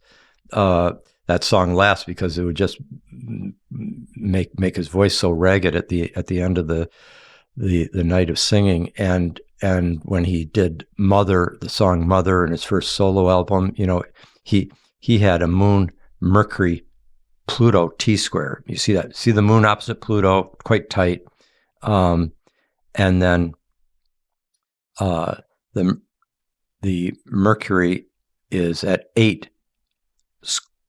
Scorpio in a square, T-square with Pluto and the moon. So he's got all the, excuse me, the emotional tendency of, talking about, whether it's betrayal or the relationship to the mother is losing his mother. You had me, but I never had you. And then he goes into the primal screaming. And that's the Mercury coming in to express the intensity of the emotion. And Janis Joplin did that with her singing. I mean, people before Janis Joplin's singing in like "Piece of My Heart" or her version of "Ball and Chain," she was bringing such visceral intensity into her voice that it could sound just like an animal in screaming in a trap or something like that in Ball and Chain. And that's the Mercury coming in. But the Venus opposite Pluto is the part of her that where she sometimes it can be, as you put it, like even after being obsessed with the relationship, like even though you aren't good for me, I love you anyway, and I don't want to leave you, or I don't want you to leave me, even though you're betraying me, even though you're causing me agony, even though you're out on the street doing what you're not supposed to do. I still, want to be. It's passionate love, but it can also be obsessive love with the Venus Pluto. So yeah, that's. So I often use the arts, if I want to contrast, say, her with like the Venus-Neptune aspect, then I would bring in someone like Joni Mitchell, who has that much more almost ethereal voice, kind of angelic, the more lyrical quality of her singing and melodies and so forth. That much more Venus-Neptune compared with Venus-Pluto. You make it's helpful to make archetypal distinctions that way. And the beauty of using the arts, whether it's film or comedy or sculpture or music, is that you can feel it. You can feel the archetype, because these archetypes aren't just key words that you read about in a book and then apply in a mentalistic way. Words are helpful for getting us to the meaning. They're really crucial in getting us to the meaning, but the full feeling is much more readily conveyed by artistic experience, because like music taps in very deep into the human psyche, even before complex language. Your music is part of the evolutionary inheritance or legacy of Homo sapiens. Right.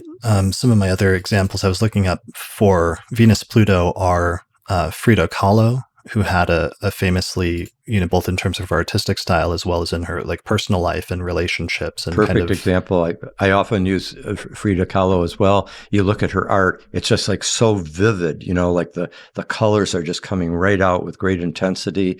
But she's also showing scenes of, crucifixion, bloodiness, real personal agony at times. Just an amazing chart she has, doesn't she? I love that chart. It's a great chart example, and she has a very close conjunction of Venus at 24 Gemini and Pluto at 23 Gemini. Square to Saturn. So it was, she really was experiencing it. And then she had all that Sun, Jupiter, Neptune, Uranus energy too. So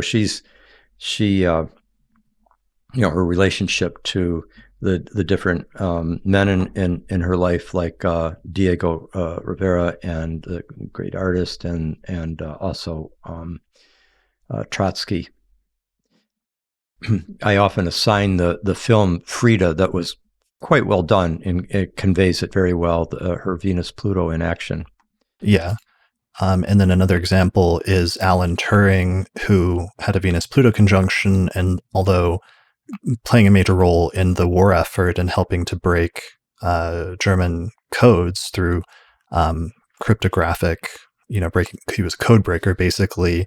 despite that, he ended up being persecuted after the war due to his sexual orientation, and ended up either dying or committing suicide as a result of literally having to receive chemical castration for that. Yeah. The Plutonic is often what is hidden or needs to be hidden or is taboo in a particular society, in that convention, in that world's conventions. And Venus-Pluto often can indicate that kind of hidden or secret or taboo form of love that cannot be revealed, lest one be persecuted, as he was. Also, although Saturn has a lot to do with shame, but Pluto can involve things because Pluto does have a relationship to the shadow side of our psyche that we don't admit to ourselves, or that we don't want to admit to polite society, or that we don't want to, or that isn't allowed before the puritanical conventions of one's particular community, that you can be shamed about. There's often wounding around a Pluto aspect because of that element. Yeah, that makes sense. In the cultural relativity of taboos, or what is taboo at any given time in a certain point in time in society, or what have you, but the need to have things that are hidden or suppressed or underground about either one's own life or one's psyche, or in this case, relationships or what have you. That's right. Let's see, one other example, Maurizio Gucci, who was like the grandson of the founder of the Gucci fashion empire, had a Venus-Pluto conjunction, and he inherited like the Gucci fashion empire in the 1980s, but he ended up leaving his wife, and his wife actually, or his ex-wife, ended up having him murdered afterwards as a result of that. And there's actually a movie, I think, that just came out or is about to come out where it's dramatized. And I think like Lady Gaga is playing his ex-wife who had him murdered. Yeah, I look forward to seeing it. You often see Venus-Pluto, sometimes Venus-Jupiter-Pluto in the charts of people involved in high fashion, and where there's a lot of wealth, a lot of power, a lot of intensity focused on high fashion, on cosmetics, on expensive clothes, design, shoes, etc. And but those other qualities of the Venus-Pluto, the betrayal, the murdering of the by the betrayed, those can be themes as well. Yeah, I've seen Venus-Pluto in a number of other charts, often mixed with Jupiter, where there are people who are involved in the very high echelon level of fashion, where there's often a lot of manipulation, a lot of power struggle within families, within the company, and often, kind of obsessive, erotic involvements and things like that. Yeah, power struggles and power plays seem to be major Pluto themes. Yeah.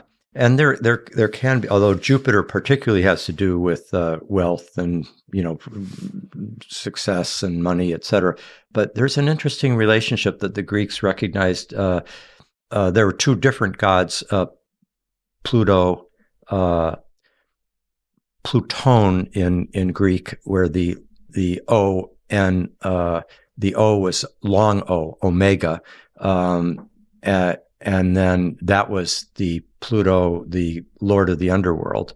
But there was a Plutos, where the O is a short O. That's the Omicron.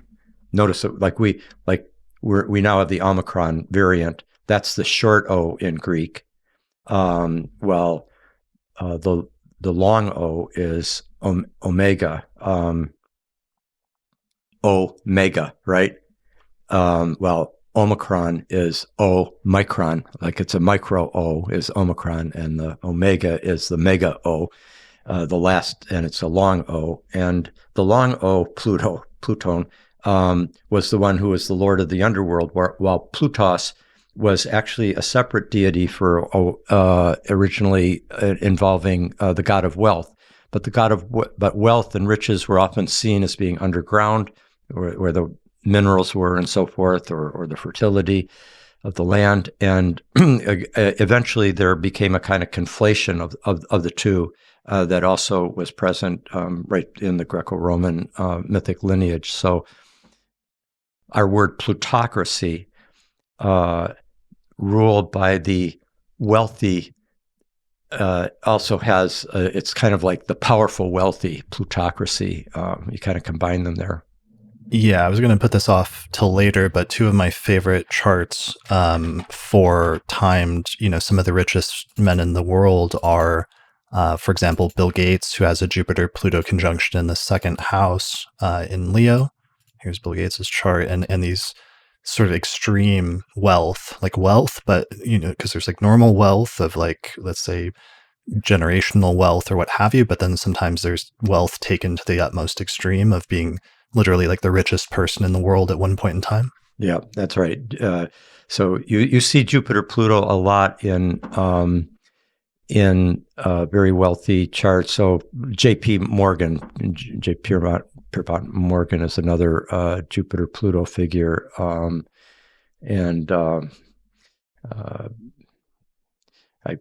I have one more. It's my other famous one is Warren Buffett has a Jupiter-Pluto conjunction in the 8th house. Yeah, that's a perfect example as well. Now, all people who have Jupiter-Pluto are not necessarily going to be super wealthy figures, as I can speak from direct experience. Stan Groff and I used to laugh, both of us having the Jupiter-Pluto conjunction in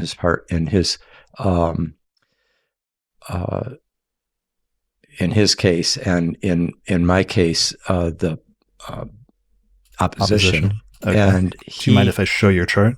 Oh, no, not at all. Okay, here we go. And while we both have the Jupiter-Pluto pretty strong in our being, it comes through in totally different ways, which I won't spell out particularly, but enormous wealth is not particularly our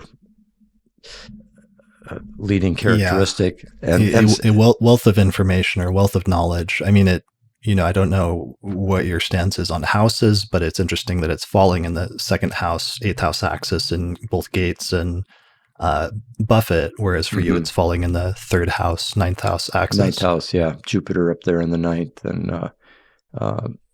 and Pluto in the 3rd for me. Yeah, and when I write books, they tend to be big books, like the whole history of Western thought, or Cosmos and Psyche, and there's a tendency.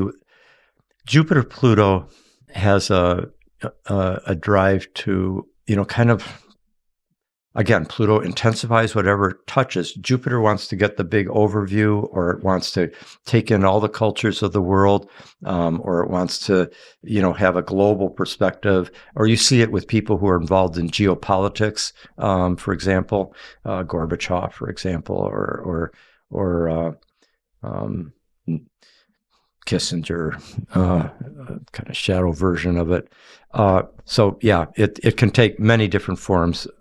But also the drive to it. Pluto is a passionate drive towards whatever it's touching. So if it's Pluto, Jupiter, we were talking about Pluto, Venus in terms of that drive towards passionate love, or expression of artistic beauty or whatever.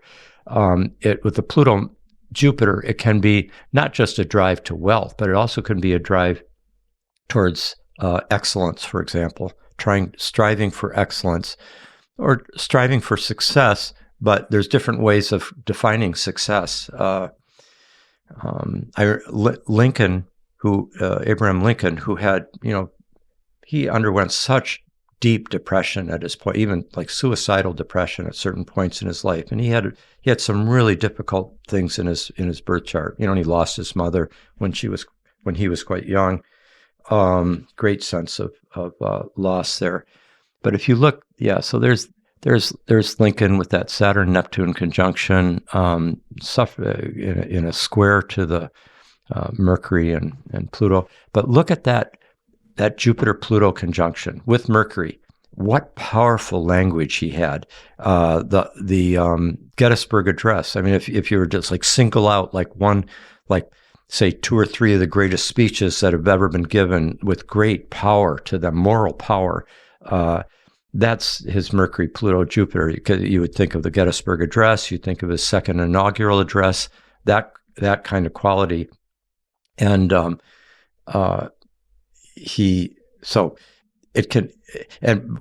during one of his periods of kind of most suicidal space, he said, what turned him around is, he said, I'm going to try to live a life in which I do something significant, and that will make my life worthwhile. And so I won't leave it. I'll stay and if I can just do something significant. And that's what kind of drove him into the realm of politics. Sometimes Jupiter-Pluto likes to succeed in politics, and could be a very political, Lincoln was very political. And you see it with people who have leadership qualities too. Jupiter has a kind of leader quality, the Zeus there at the front, at the top. But Pluto drives that. It gives it power. It empowers whatever it touches. And so, the fact that George Washington, Abraham Lincoln, and Franklin Delano Roosevelt, perhaps the 3 presidents that just had the most influence, in the first 150 years of our nation's history, they all had Jupiter-Pluto conjunctions. You see it where there is real leadership potential as well. A lot of the alpha actors, the lead actors, that have Jupiter-Pluto, the Richard Burton, or Paul Newman, or those guys. Yeah, see that Jupiter-Pluto. And with FDR, in his case, he's got the Sun squaring Saturn and Neptune and Jupiter, so quite tightly. Sun and Venus, very tight, square Saturn. That was his, the difficult, distant relationship with Eleanor, and at the same time having to hide his love or separate himself from who he was in love with. But he had to go through, with that Sun square Saturn Neptune, he had to go through the great debilitating illness of the polio, and dealing with fear and anxiety. And so that's why he could say, the only thing we have to fear is fear itself, in his inaugural address, that became such a kind of motto for his long administration. That's the fact that he stared it in the face, that Saturn-Neptune potential for kind of a non-specific fear or anxiety, and that was overcoming the entire zeitgeist of the 1930s during the Great Depression. But with that Jupiter in there, the Sun square, the Jupiter-Neptune, great faith in the possibility of a better world, more empathic, compassionate, taking care of the poor and the working class. But then there's that Jupiter-Pluto, which it's 11 degrees away. But those of you who know my work know that it's quite clear to me that we need to expand our orbs if we are going to understand how the planetary archetypes interact with each other, because they're not like on again, off again light switches, the aspects that just turn on when they're 1 degree away or even like 3 or 4 degrees away. They're archetypal waveforms, like as it's coming into a big conjunction or a big opposition. if you look at the full moon, when the sun is opposite the moon looks full for right up to about 15 degrees on each side of the basically for 2 nights that you are in a full moon part of the cycle, and the same thing with the new moon when it's invisible, and empirically, like I didn't start off with the larger wave or with these larger orbs, but it was empirically just looking. You look at that Uranus-Pluto conjunction of the 60s, for example. Rob Hand and I have talked about it, and it's just so clear empirically that you have to expand it to, all the way from about 1960 to about 1972. That particular Uranus-Pluto energy that's so familiar to us was in evidence in the civil rights movement, in the women's movement, in the ecology movement, in the youth movement, and the revolutions around the world, African independence movements, and so forth. And even like the late 60s, after it's exact, and going into the early 70s, those of us who lived through the 60s and 70s recognize that when we talk about the 60s, we're also talking a bit about the early 70s, it was that energy had flushed into the system so potently, that archetypal energy, that it just doesn't stop when the aspect is moved past like 5 degrees. It's really cooking at that point. So anyway, that's also true with natal charts. It's one of the reasons I like Archetypal Explorer for the way that they visualize some of these things on more of a graph, as like a waveform, like this illustration of like the Saturn-Pluto conjunction that kind of went exact and peaked in early 2020, but still stayed in effect and came back a little bit in orb when they retrograded back into a range. But it's like a range of influence that lasts for, as you said, in the conjunction up to 15 degrees or 10 degrees in the other hard aspects. Yeah, exactly. That's Kyle Leimetter's work. He was a student of mine in the Philosophy, Cosmology, and Consciousness program at CIS, and I would sometimes draw those waveforms in that way so that people, even for their personal transits, so that they could see the way it kind of is intensifying, and then there's a kind of bell curve there. The first person who started employing that in an app was the astrological, what was it called? It was called the calendar of the archetypal calendar, and gosh, it's been, anyway, he was the first one. He was focused on personal transits. I think, was it the cosmic window, the cosmic view was his original thing, and then he started using it. I kind of gave him the basic programmer, and he worked out the program that started using it. And then Kyle for Archetypal Explorer has employed it in a more comprehensive way. Yeah, well, it's been nice over the past year in order to visualize some of these outer planet transits and understanding the wider range in which they're in effect, and also going back and looking at some historical examples like the pandemic in the earlier part of the 20th century around 1918 and 1919, and how the Jupiter-Pluto conjunction, which went exact in 1918, but when it retrograded back and got very close in 1919, that ended up coinciding with what they call like the deadly second wave of the pandemic, when the most deaths took place after there was a mutation.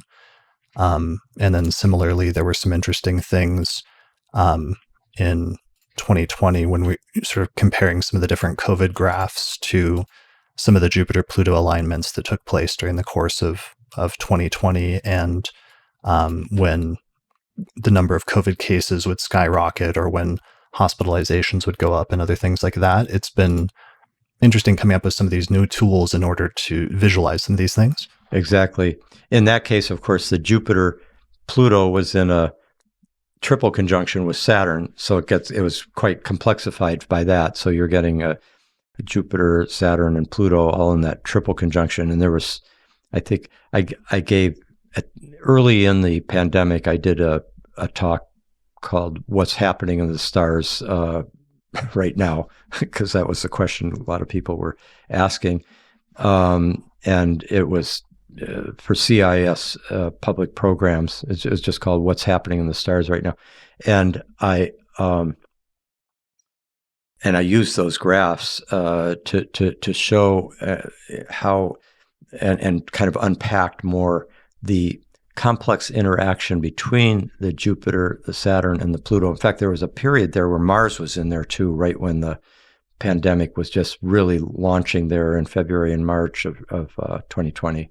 Yeah, that pileup of a lot of planets in Capricorn and then a little bit in Aquarius, that was really the lineup. And that was the one that Andre Barbeau, because you were given a lot of credit last year for the work you did in Cosmos and Psyche, which very clearly, sort of in archetypal terms, broadly pointed to that as being an important alignment for a number of those different reasons. But then Barbeau had actually done a study on pandemics and had identified that time range as a potential for a major pandemic, specifically because he narrowly focused on that question of when have pandemics occurred historically in the past and what alignments might indicate that in the future. Yes, he particularly was looking at when you get a clustering of several planets within a very narrow range of degrees being a factor. I think he paid. I mean, that wasn't the only thing he paid attention to. I mean, he was really one of the really key figures in the development of mundane astrology, and he was an influence on Charles Harvey in England, who really was became the leading mundane astrologer in the UK, and published with Nick Campion and I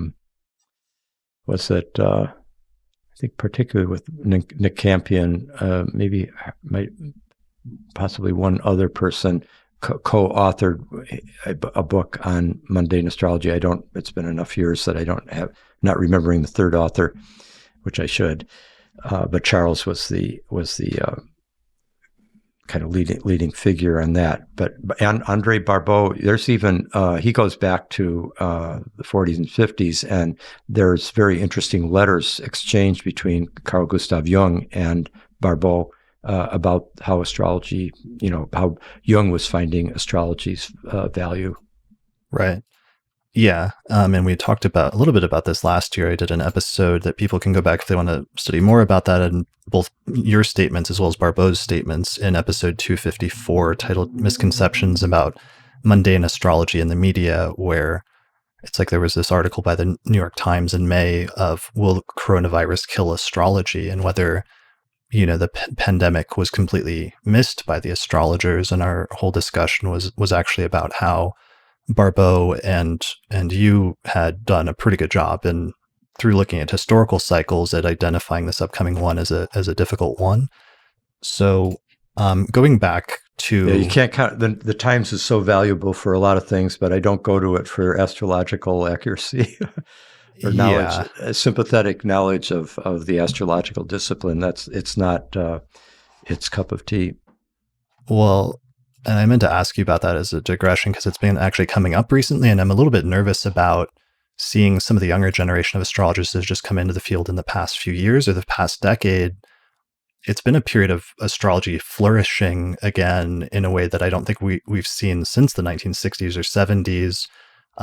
But there's been weirdly also a drop-off, it seems like, in the skeptical movement over the past decade. And I remember in even the 2000s, the skeptic movements were much stronger and had better leadership and was much more antagonistic against things like astrology. But it seems like that's fallen by the wayside a little bit over the past decade. But I was curious about, you always make that statement about how astrology is regarded as the gold standard of pseudoscience and or a superstition generally. Superstition. It's what you want to compare.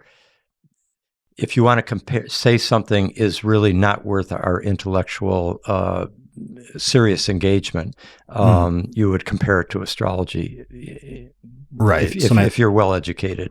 So my question is what I wrote down is, how do you deal with practicing a subject that is viewed with such disdain by most of academia as well as scientists? How does one deal with the place that astrology holds relative to science presently?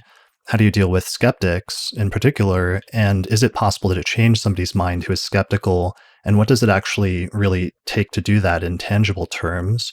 Can it be done with an intellectual argument or demonstration, or does it only happen by having some sort of personal experience of astrology that is impressive? Well, you packed a lot into that. Yeah. Sorry, this is like whole episode in itself. But yeah, it would be. Well, just a couple headlines. First of all, I think it's value. I've argued, and I believe this is the case, that it's actually somewhat valuable for those of us who are in touch with the extraordinary value of astrology. What a gift it is. I mean, it gives insight, whether you're looking at the arts, whether you're looking at history, whether you're looking at psychology, whether you're looking at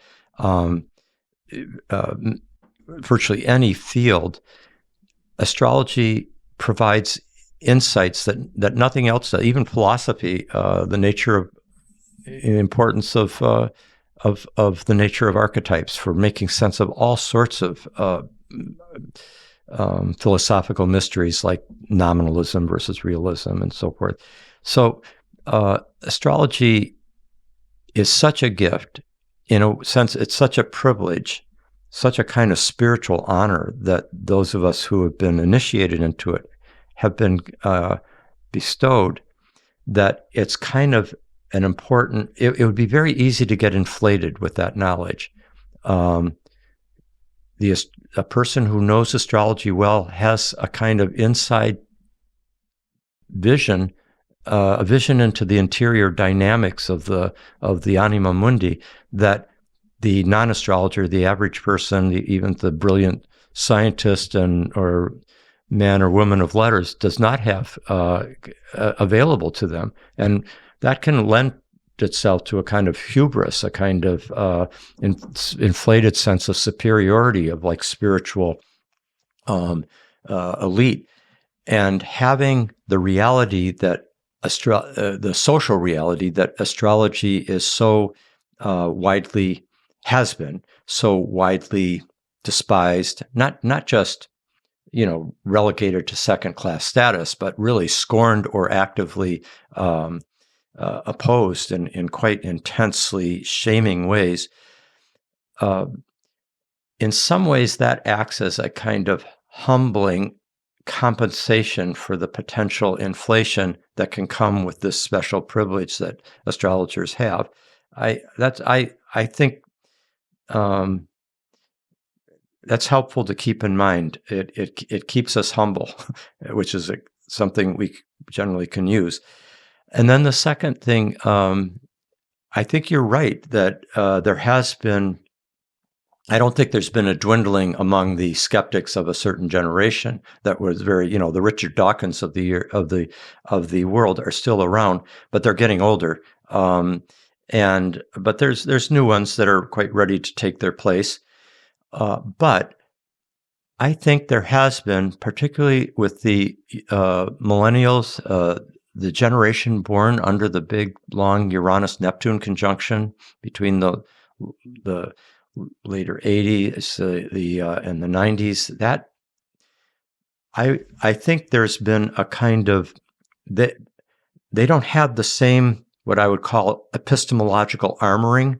There's more. There isn't such a rigid boundary between what's truth and what's imagination. There's more of a sense that there's a more mysterious relationship between the imagination and reality, and that we are always seeing through our imagination, but there's a requirement for a rigorous imagination. You have to have rigor in imagination, not just an undisciplined one. But even the most skeptical scientist or philosophical reductive skeptic is seeing things through his or her imagination. It's just a reductive imagination. It's a filter. It's only letting certain things through, and so I think this is where there is tremendous value in going through experiences that will dissolve that armored epistemological barrier and open oneself up to the possibility that, for example, consciousness pervades the universe and is not just a function of Homo sapiens or of a few of the higher mammals, as they're called, but rather is that we are embedded in a conscious, intelligent universe, and that our conscious intelligence is the cosmos's conscious intelligence in human form, that we are cosmic expressions of the whole. It's just that it looks like astrology suggests that the universe has kind of left quite valuable clues to that part of itself that is Homo sapiens to be able to read symbolically the movements of the planets so as to live a better, more aware life. So I think you're getting at the importance of having some balance between skeptical rigor and just a kind of undisciplined credulity, where you just think anything goes. That's why I'm always encouraging serious astrological students and researchers there's a kind of ethics of being a good astrologer. Like, don't make generalizations on the basis of one or two seemingly big correlations that you've noticed, and then just say that's what Pluto in the fifth house means, or that's what a Chiron Vesta midpoint it signifies, because I've seen this in my chart. One should be able to give a dozen compelling examples that other people can assess, that, from the public record, famous individuals, important historical events, significant cultural milestones, and then you look at where the planets were, and you don't just ascribe something to your new favorite astrological factor without first taking into account the factors that have been most supported by empirical evidence that many people have come to a consensus about. For example, there's pretty much universal consensus today among practicing astrologers who use the outer three planets, Uranus, Neptune, and Pluto, as well as the classical planets out through Saturn. There's pretty much universal consensus about their meanings. And you can see these meanings played out whether you are looking at natal charts, or you're looking at personal transits or personal progressions, or whether you're looking at synastry and relational, relationships between individual charts, or if you're looking at world transits, the whole mundane astrology and the collective cycles. We need to be able to, if we're going to be identifying the meaning of a new planetary body or celestial body, or if we're going to be making a claim about what this factor means in that chart, we need to be able to back it up with compelling and substantial evidence. And this is where the mainstream modern educational system in higher education in particular, as you go through college and graduate school and so forth, it's built up certain standards of critical thinking and of bringing in evidence and cogent argument that will support a position. And so when one is writing a PhD dissertation, you have to meet those standards in order to pass and enter into the community of fellow PhDs. Those are valuable.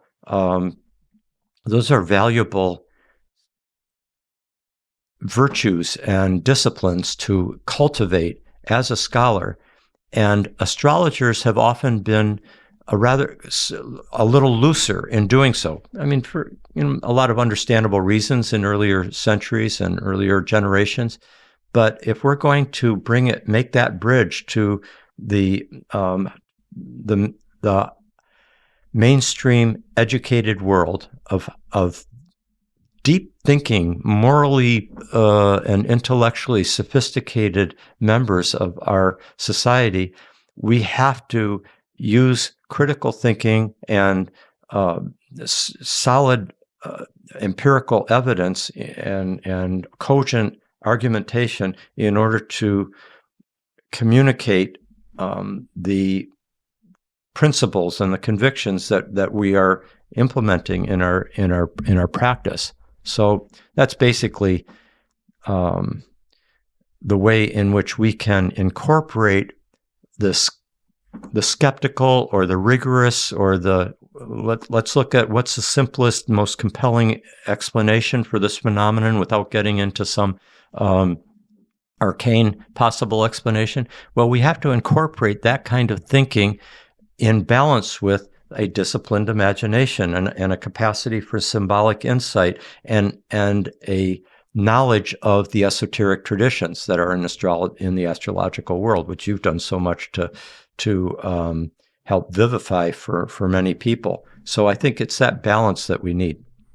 I mean, as somebody whose life's work seems to have been very much directed towards making the single best case for astrology to non-astrologers in Cosmos and Psyche, to what extent, is it each astrologer's job to attempt to do that and make the case for astrology or prove it to those who might be skeptical, versus sometimes there's been a tendency, it seems like over the past few decades, to instead pull back and become more insular and say, if people don't believe astrology is legitimate, that's fine, that's up to them.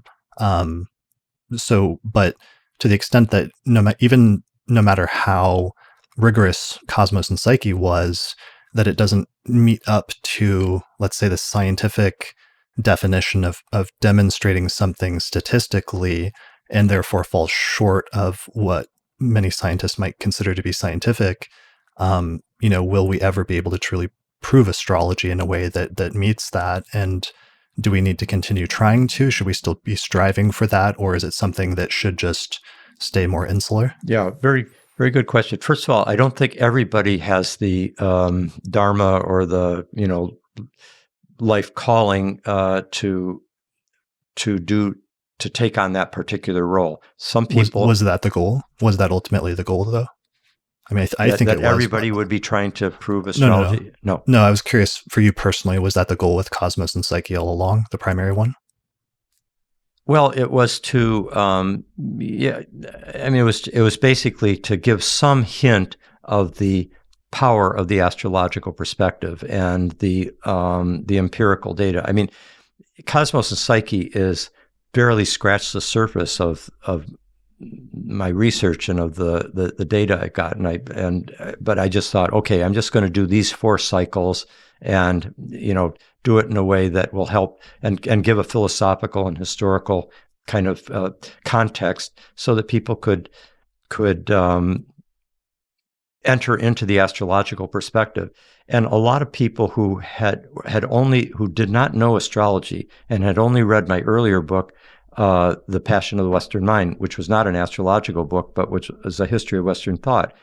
And it was being used in a lot of universities. It still is, as a kind of history of Western philosophy or Western thought, that kind of thing. But then they read Cosmos and Psyche, and a good number of people who didn't know astrology or had any reason to think astrology was worth paying any attention to got opened up to it by reading that in that sequence. And in some sense, I wrote Passion of the Western Mind as an entree to an astrological world view. I used the Passion of the Western Mind as a way of giving people an understanding of the evolution of our cosmology and of archetypes and from Plato to Jung and so forth, that would help people make the in the Copernican revolution and so forth, that would help people be prepared for when Cosmos and Psyche came out, which was originally going to be one big book, and it turned into two rather large books. So yeah, that was to a certain extent the intention, but I think it's very valuable for whether it's a field or a person to go into an insular mode for a while to protect something that's growing, that's not ready to be invaded by skeptics.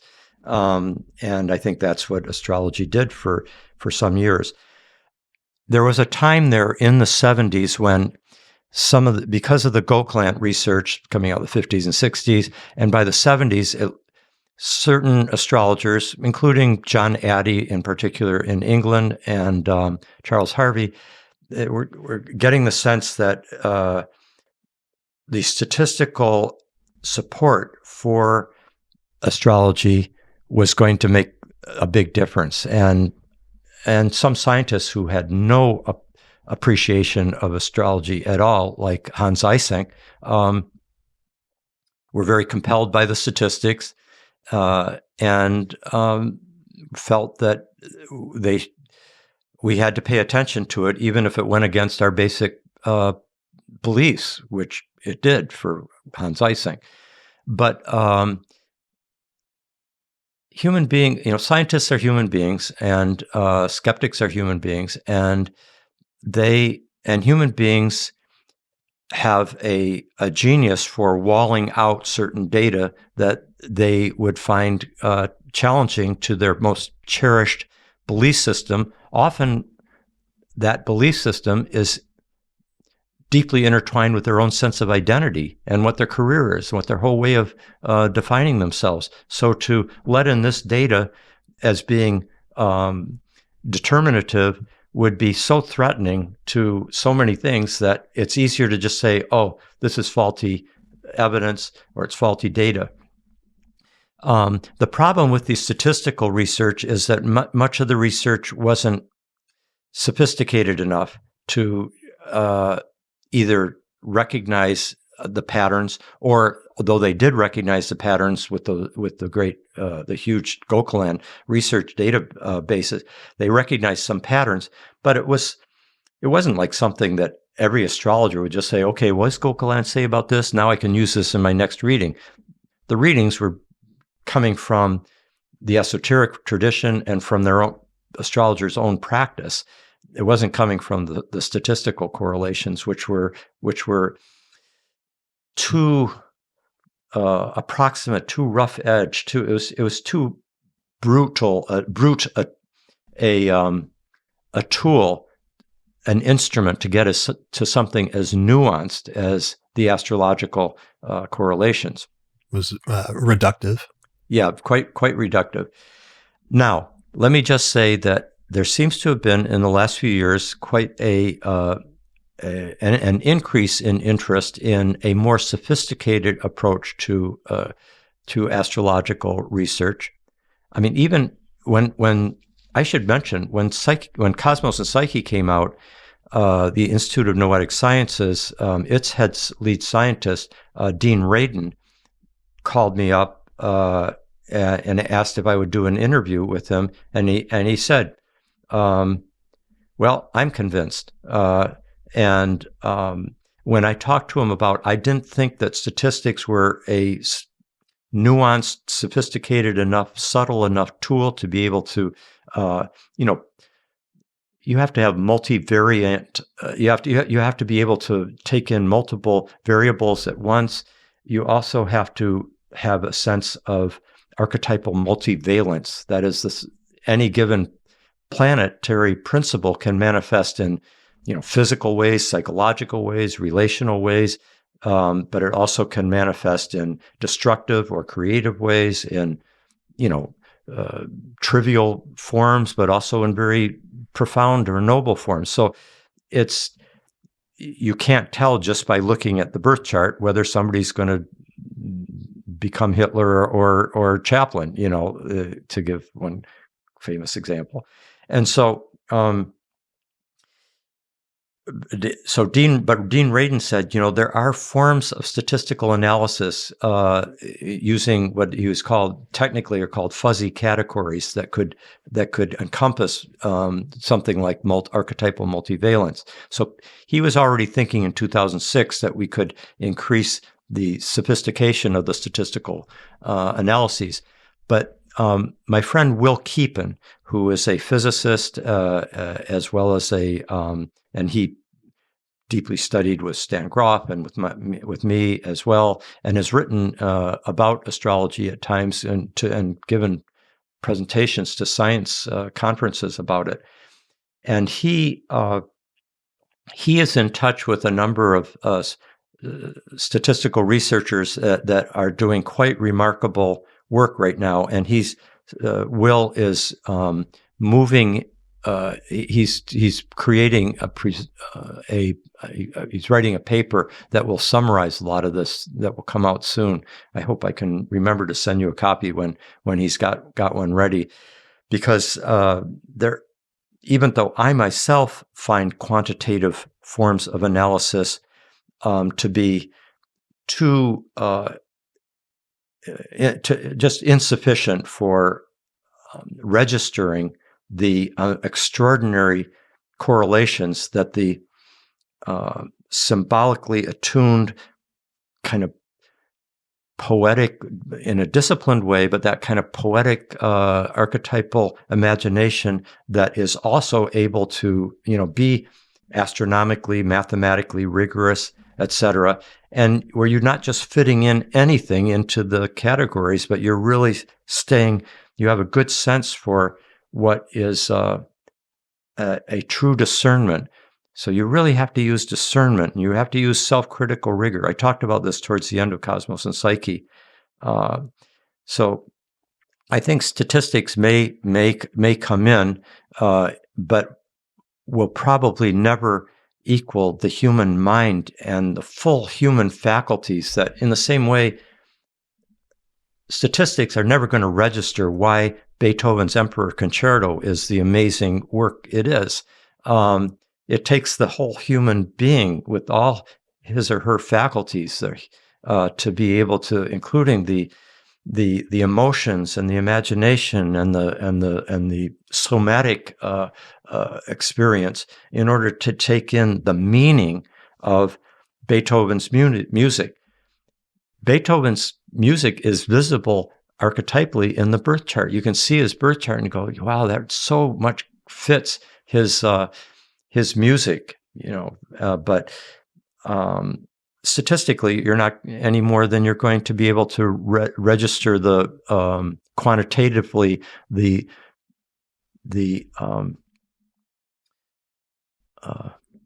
physical manifestation of the music, and what the mathematical form of it's not going to duplicate what the human being can experience with their whole soul and body when they're listening to the music. But that's how the archetypes speak, is to the whole soul and body and spirit and mind, and not just to this quantitative form of analysis, which is very valuable in certain respects, but very limited in others.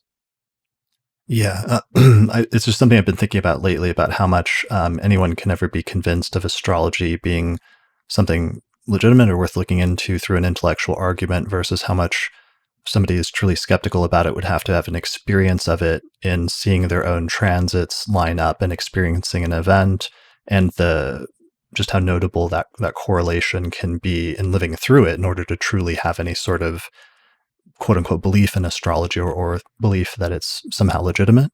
But that's a whole thing. So yeah.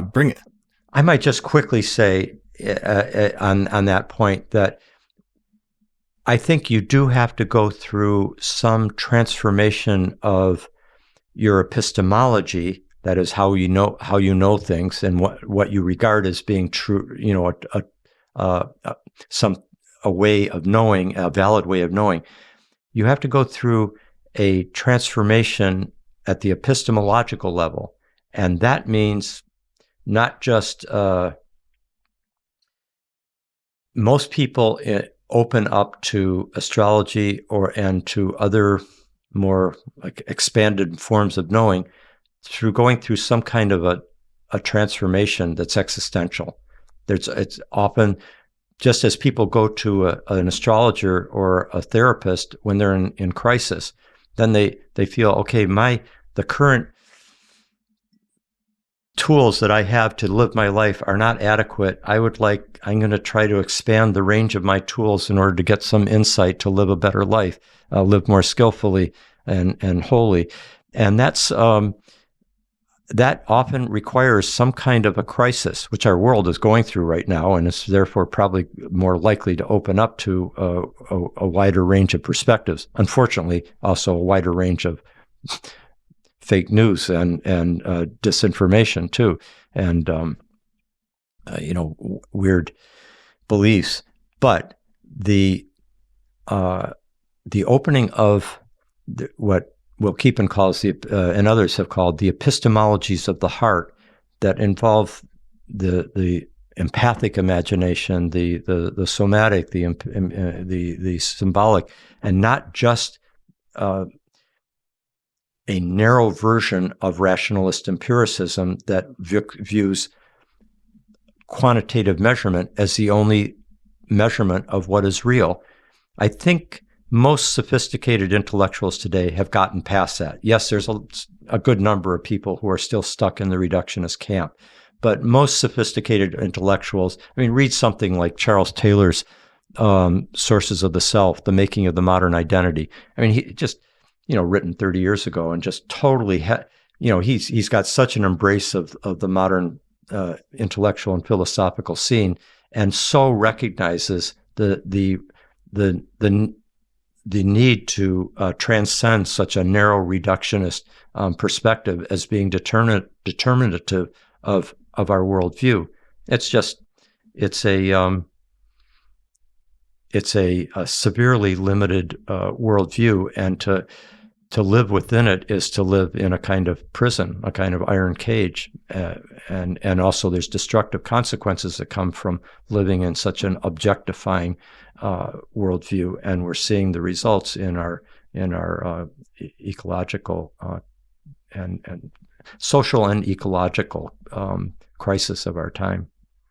Yeah, part of the epistemological issue you just mentioned, but maybe part of it is the issue of the scientific worldview that the human senses are fundamentally flawed and untrustworthy in terms of their ability to accurately perceive the world around them.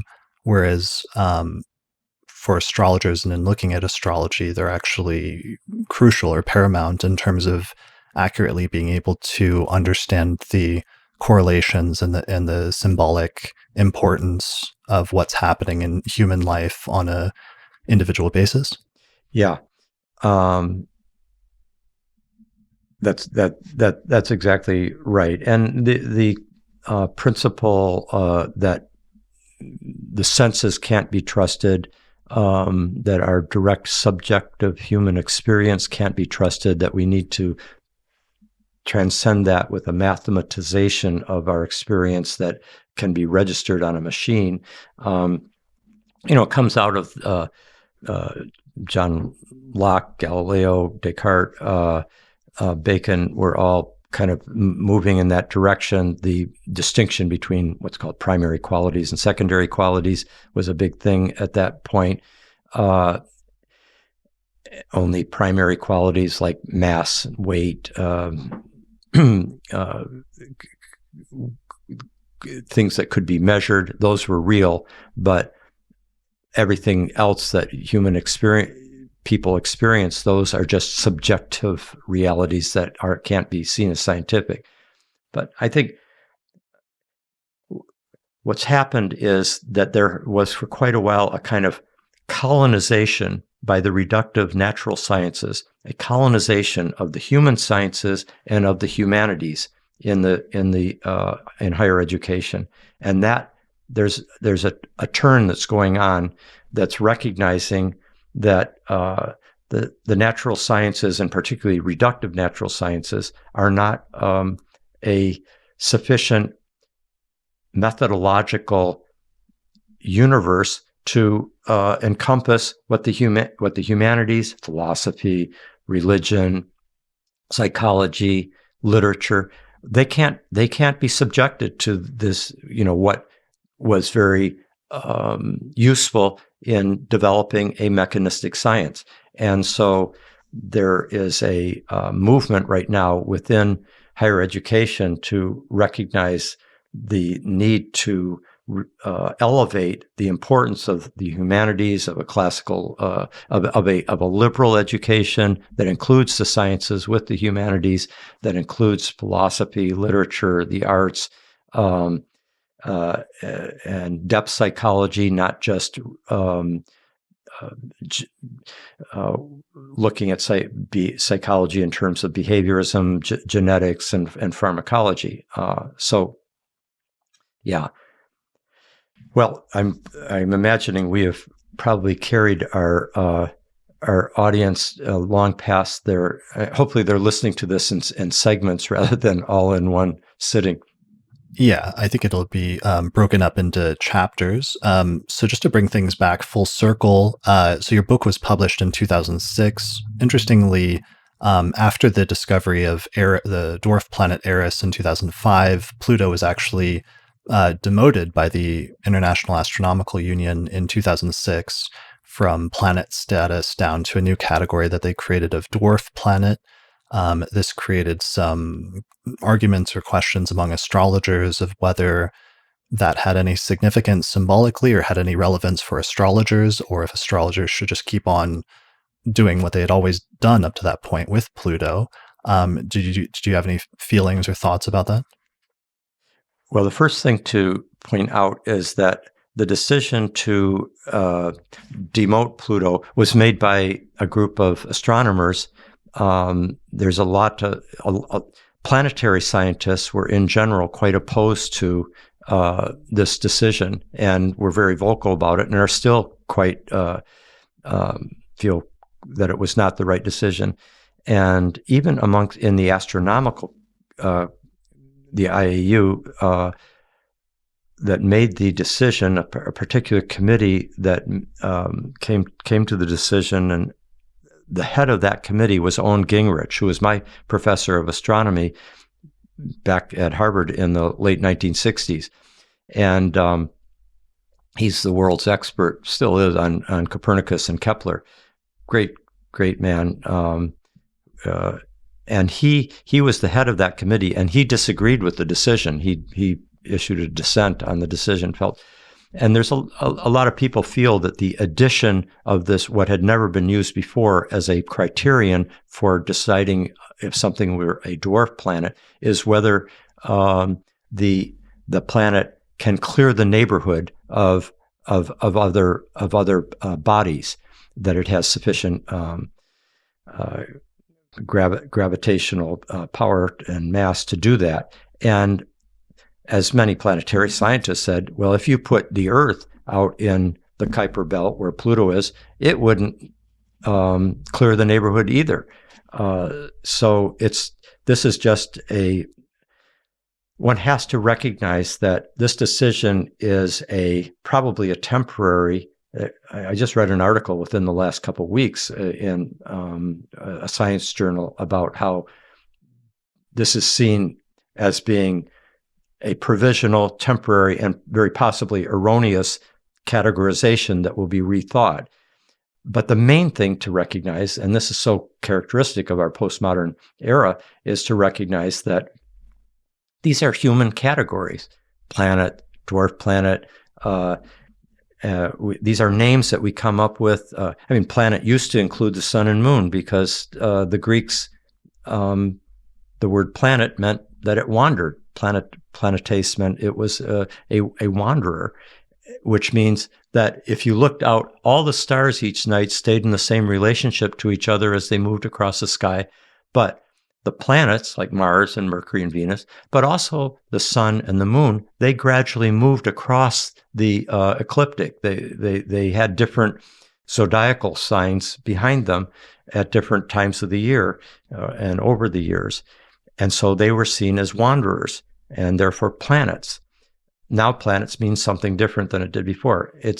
So these are categories, and they certainly didn't make a difference in terms of anything that I or my fellow researchers in the astrological community that I'm familiar with, and the Archetypal research collective that's kind of emerged out of CIS. Pluto is an extremely powerful planetary influence, and in fact, it is the very archetype of power, and it didn't get diminished by its categorization as a dwarf planet. It probably cares very little as to what human beings call it as dwarf or not a dwarf planet. It is smaller than the other planets, but interestingly, Eris, which was the planet that or the new body that they helped trigger the recategorization, they originally thought Eris was larger than Pluto, as well as more massive. But it turns out that Pluto is slightly larger than Eris. Eris has slightly more mass than Pluto. Pluto has slightly more volume and size than Eris. And because Eris and these other bodies that are further out have such huge cycles and eccentric cycles, you can't get the same data. So far, we haven't been able to get the same quality of data relative to the inner planets, relative to world transits that we have for all the planets out through Pluto. But I think the fact that we are discovering all these other celestial bodies and these other circumstellar disks, like the Kuiper Belt and the scattered disks and the Oort cloud, we're basically recognizing that our solar system is a permeable body or system that is.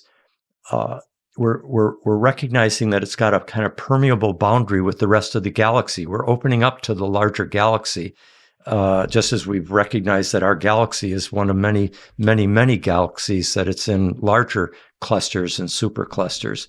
So part of, I think, our postmodern moment is recognizing how we subjectively categorize things, and there's nothing absolute about a term like planet or dwarf planet, etc., or male and female. Like these are that binary, the masculine feminine binary is not the only way of understanding the richness of human gender and sexuality, etc. So we're recognizing that certain assumptions that seem to be absolute certitudes and like built into the nature of the cosmic reality are in fact human constructs and are permeable and are culturally inflected, etc. And we're also recognizing that just as we are not skin-encapsulated Cartesian egos, but we are in a permeable, porous relationship with all of life around us and in us, and in relationship to each other, and in relationship to the Earth community, animals, the air, the water, the microbes, and so forth, and the stars and planets. So also is our solar system in a kind of permeable relationship to the larger galactic whole, and so forth. So I see these new discoveries and changes in naming and so forth as all being part of a kind of postmodern crucible of like a underworld descent, where the old identities and the old structures and certainties are being dissolved so that we can enter into a richer engagement with the whole of life, that with and not constrained by our assumptions and our kind of the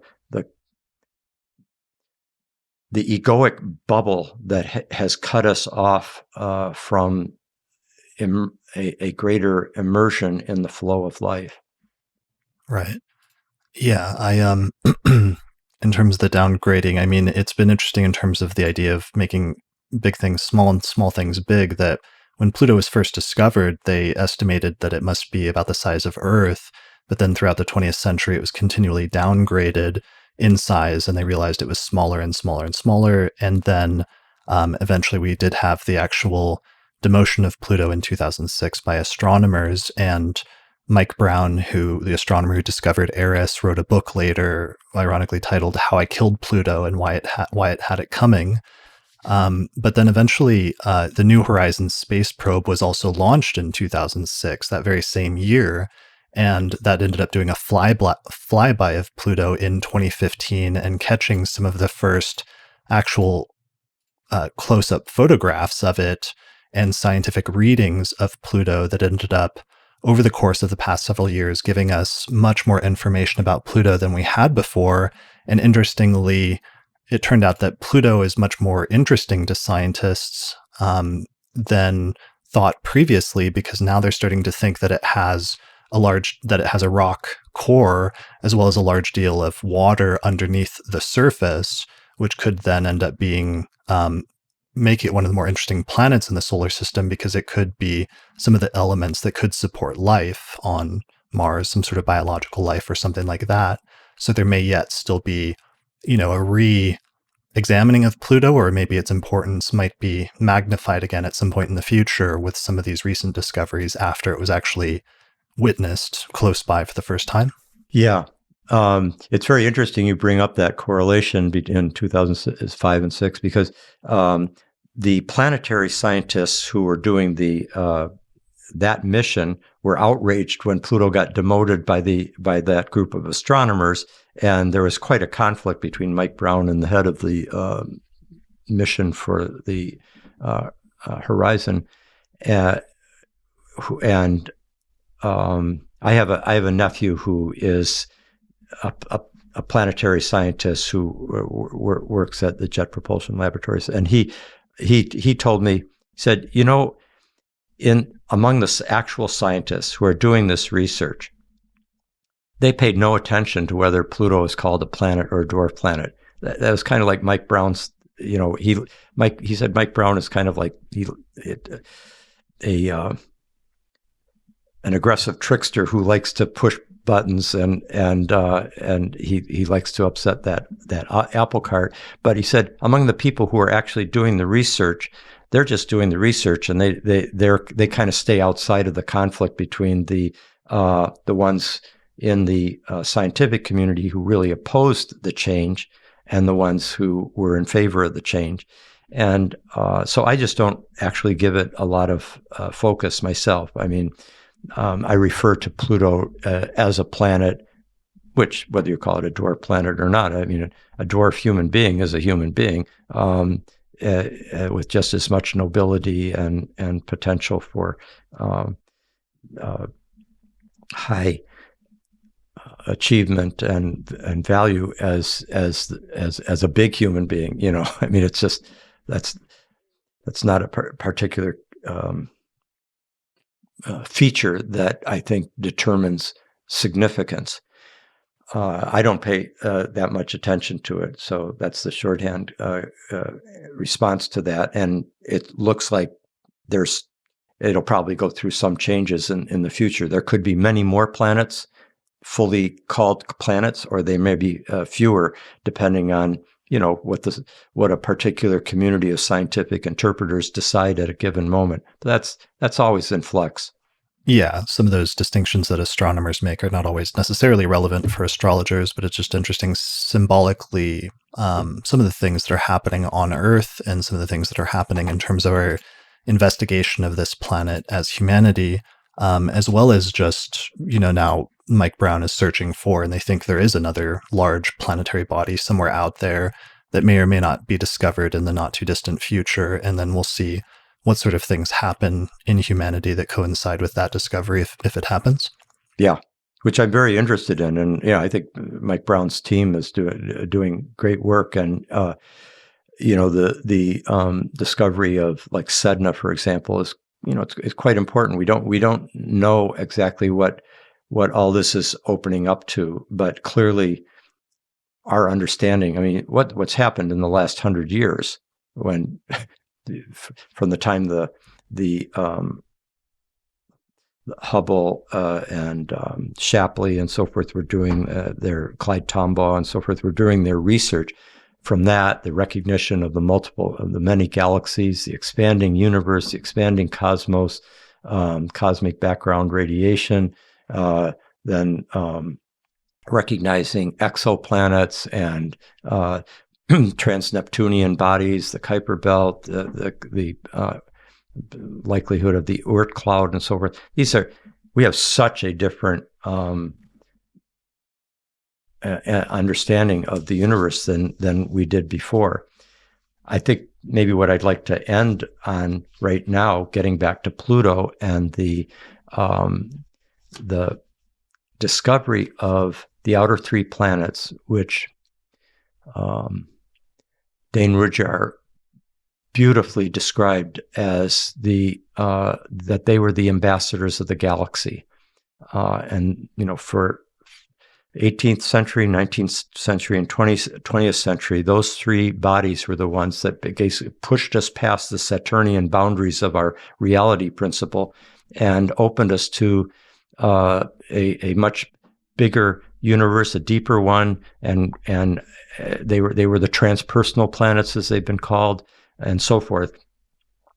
And the discovery of those three planets astronomically through the telescope, the fact that as those are being discovered and as the inner world was opening up through the interior self-explorations of the whether it was the romantics and then the depth psychologists and William James and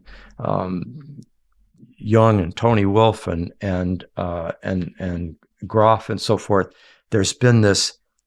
By the time you get to Groff and you get to recognize that these powerful archetypal complexes that are associated with the death rebirth experience and the reliving of our own birth, that these perinatal stages are all so closely connected to the four outer planets of Pluto, Saturn, Neptune, Uranus, that the understanding of the inner meaning of these planets and the discovery of the outer meaning of the planet, or the discovery of the outer existence of the planets, and that this is happening right at the time that our civilization and our species and our planet is going through a death rebirth crucible of transformation, seems to me of great significance. It's as if the cosmos is giving us,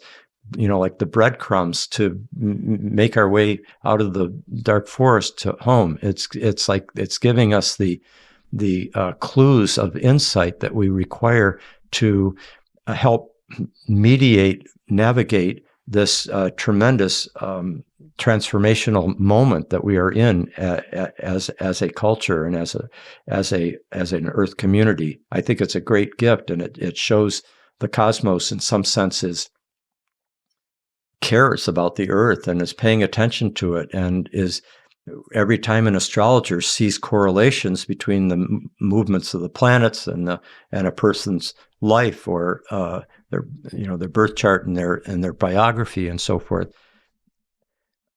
Every time they look at where the planets are now and see something happening at the same time and see the correlation, that's a sign of the Earth's being bathed by the cosmos with meaning. Like we are a moving center of cosmic meaning, and therefore have significance in the larger scheme of things, even though we're just this tiny meaning-seeking planet.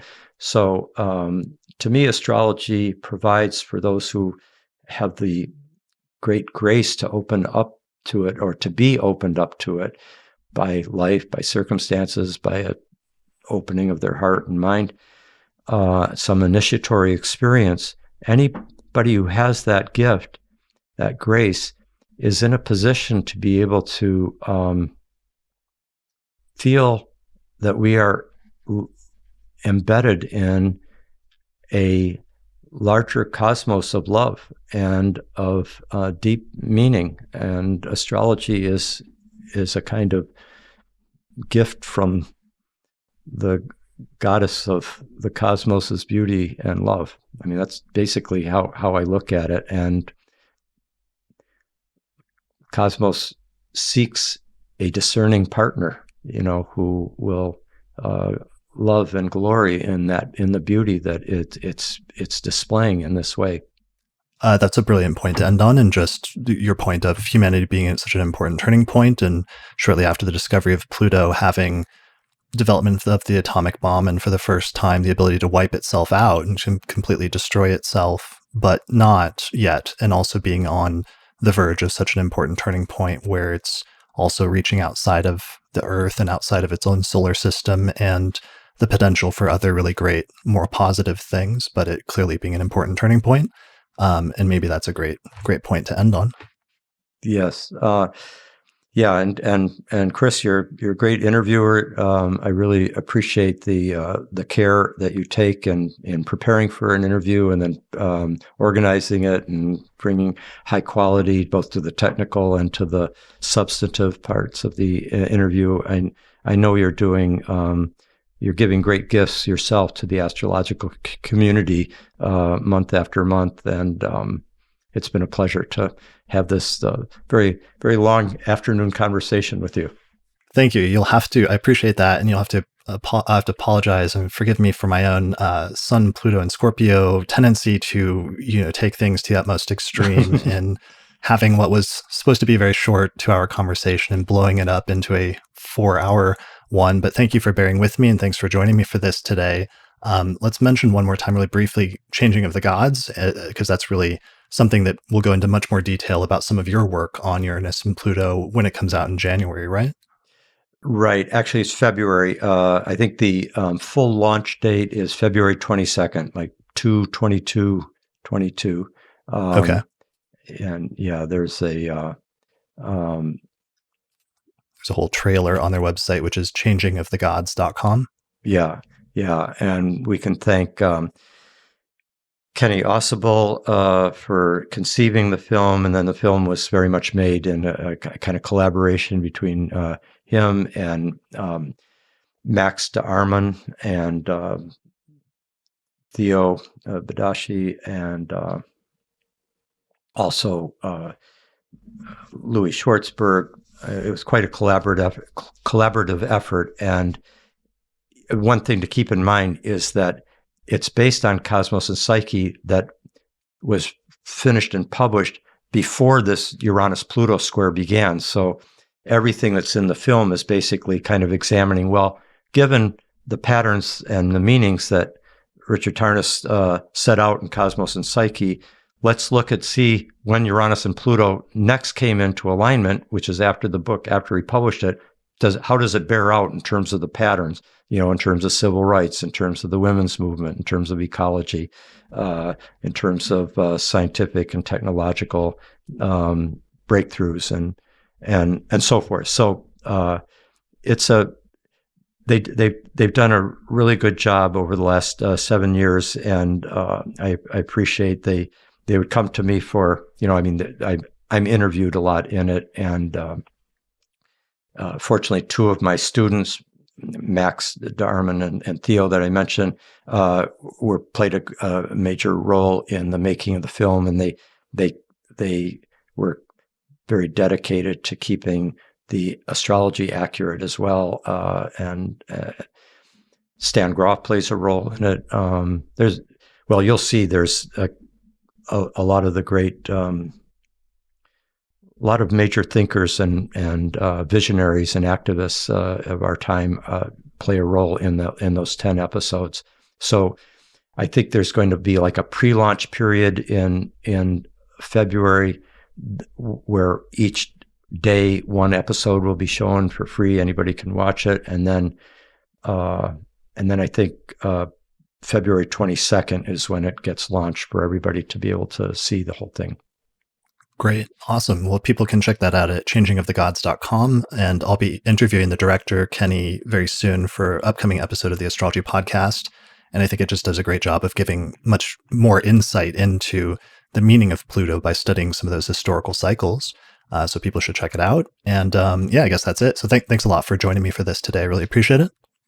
Thank you, Chris. And thank you, all of you who will listen to us. I hope we conversed about things that you might find valuable.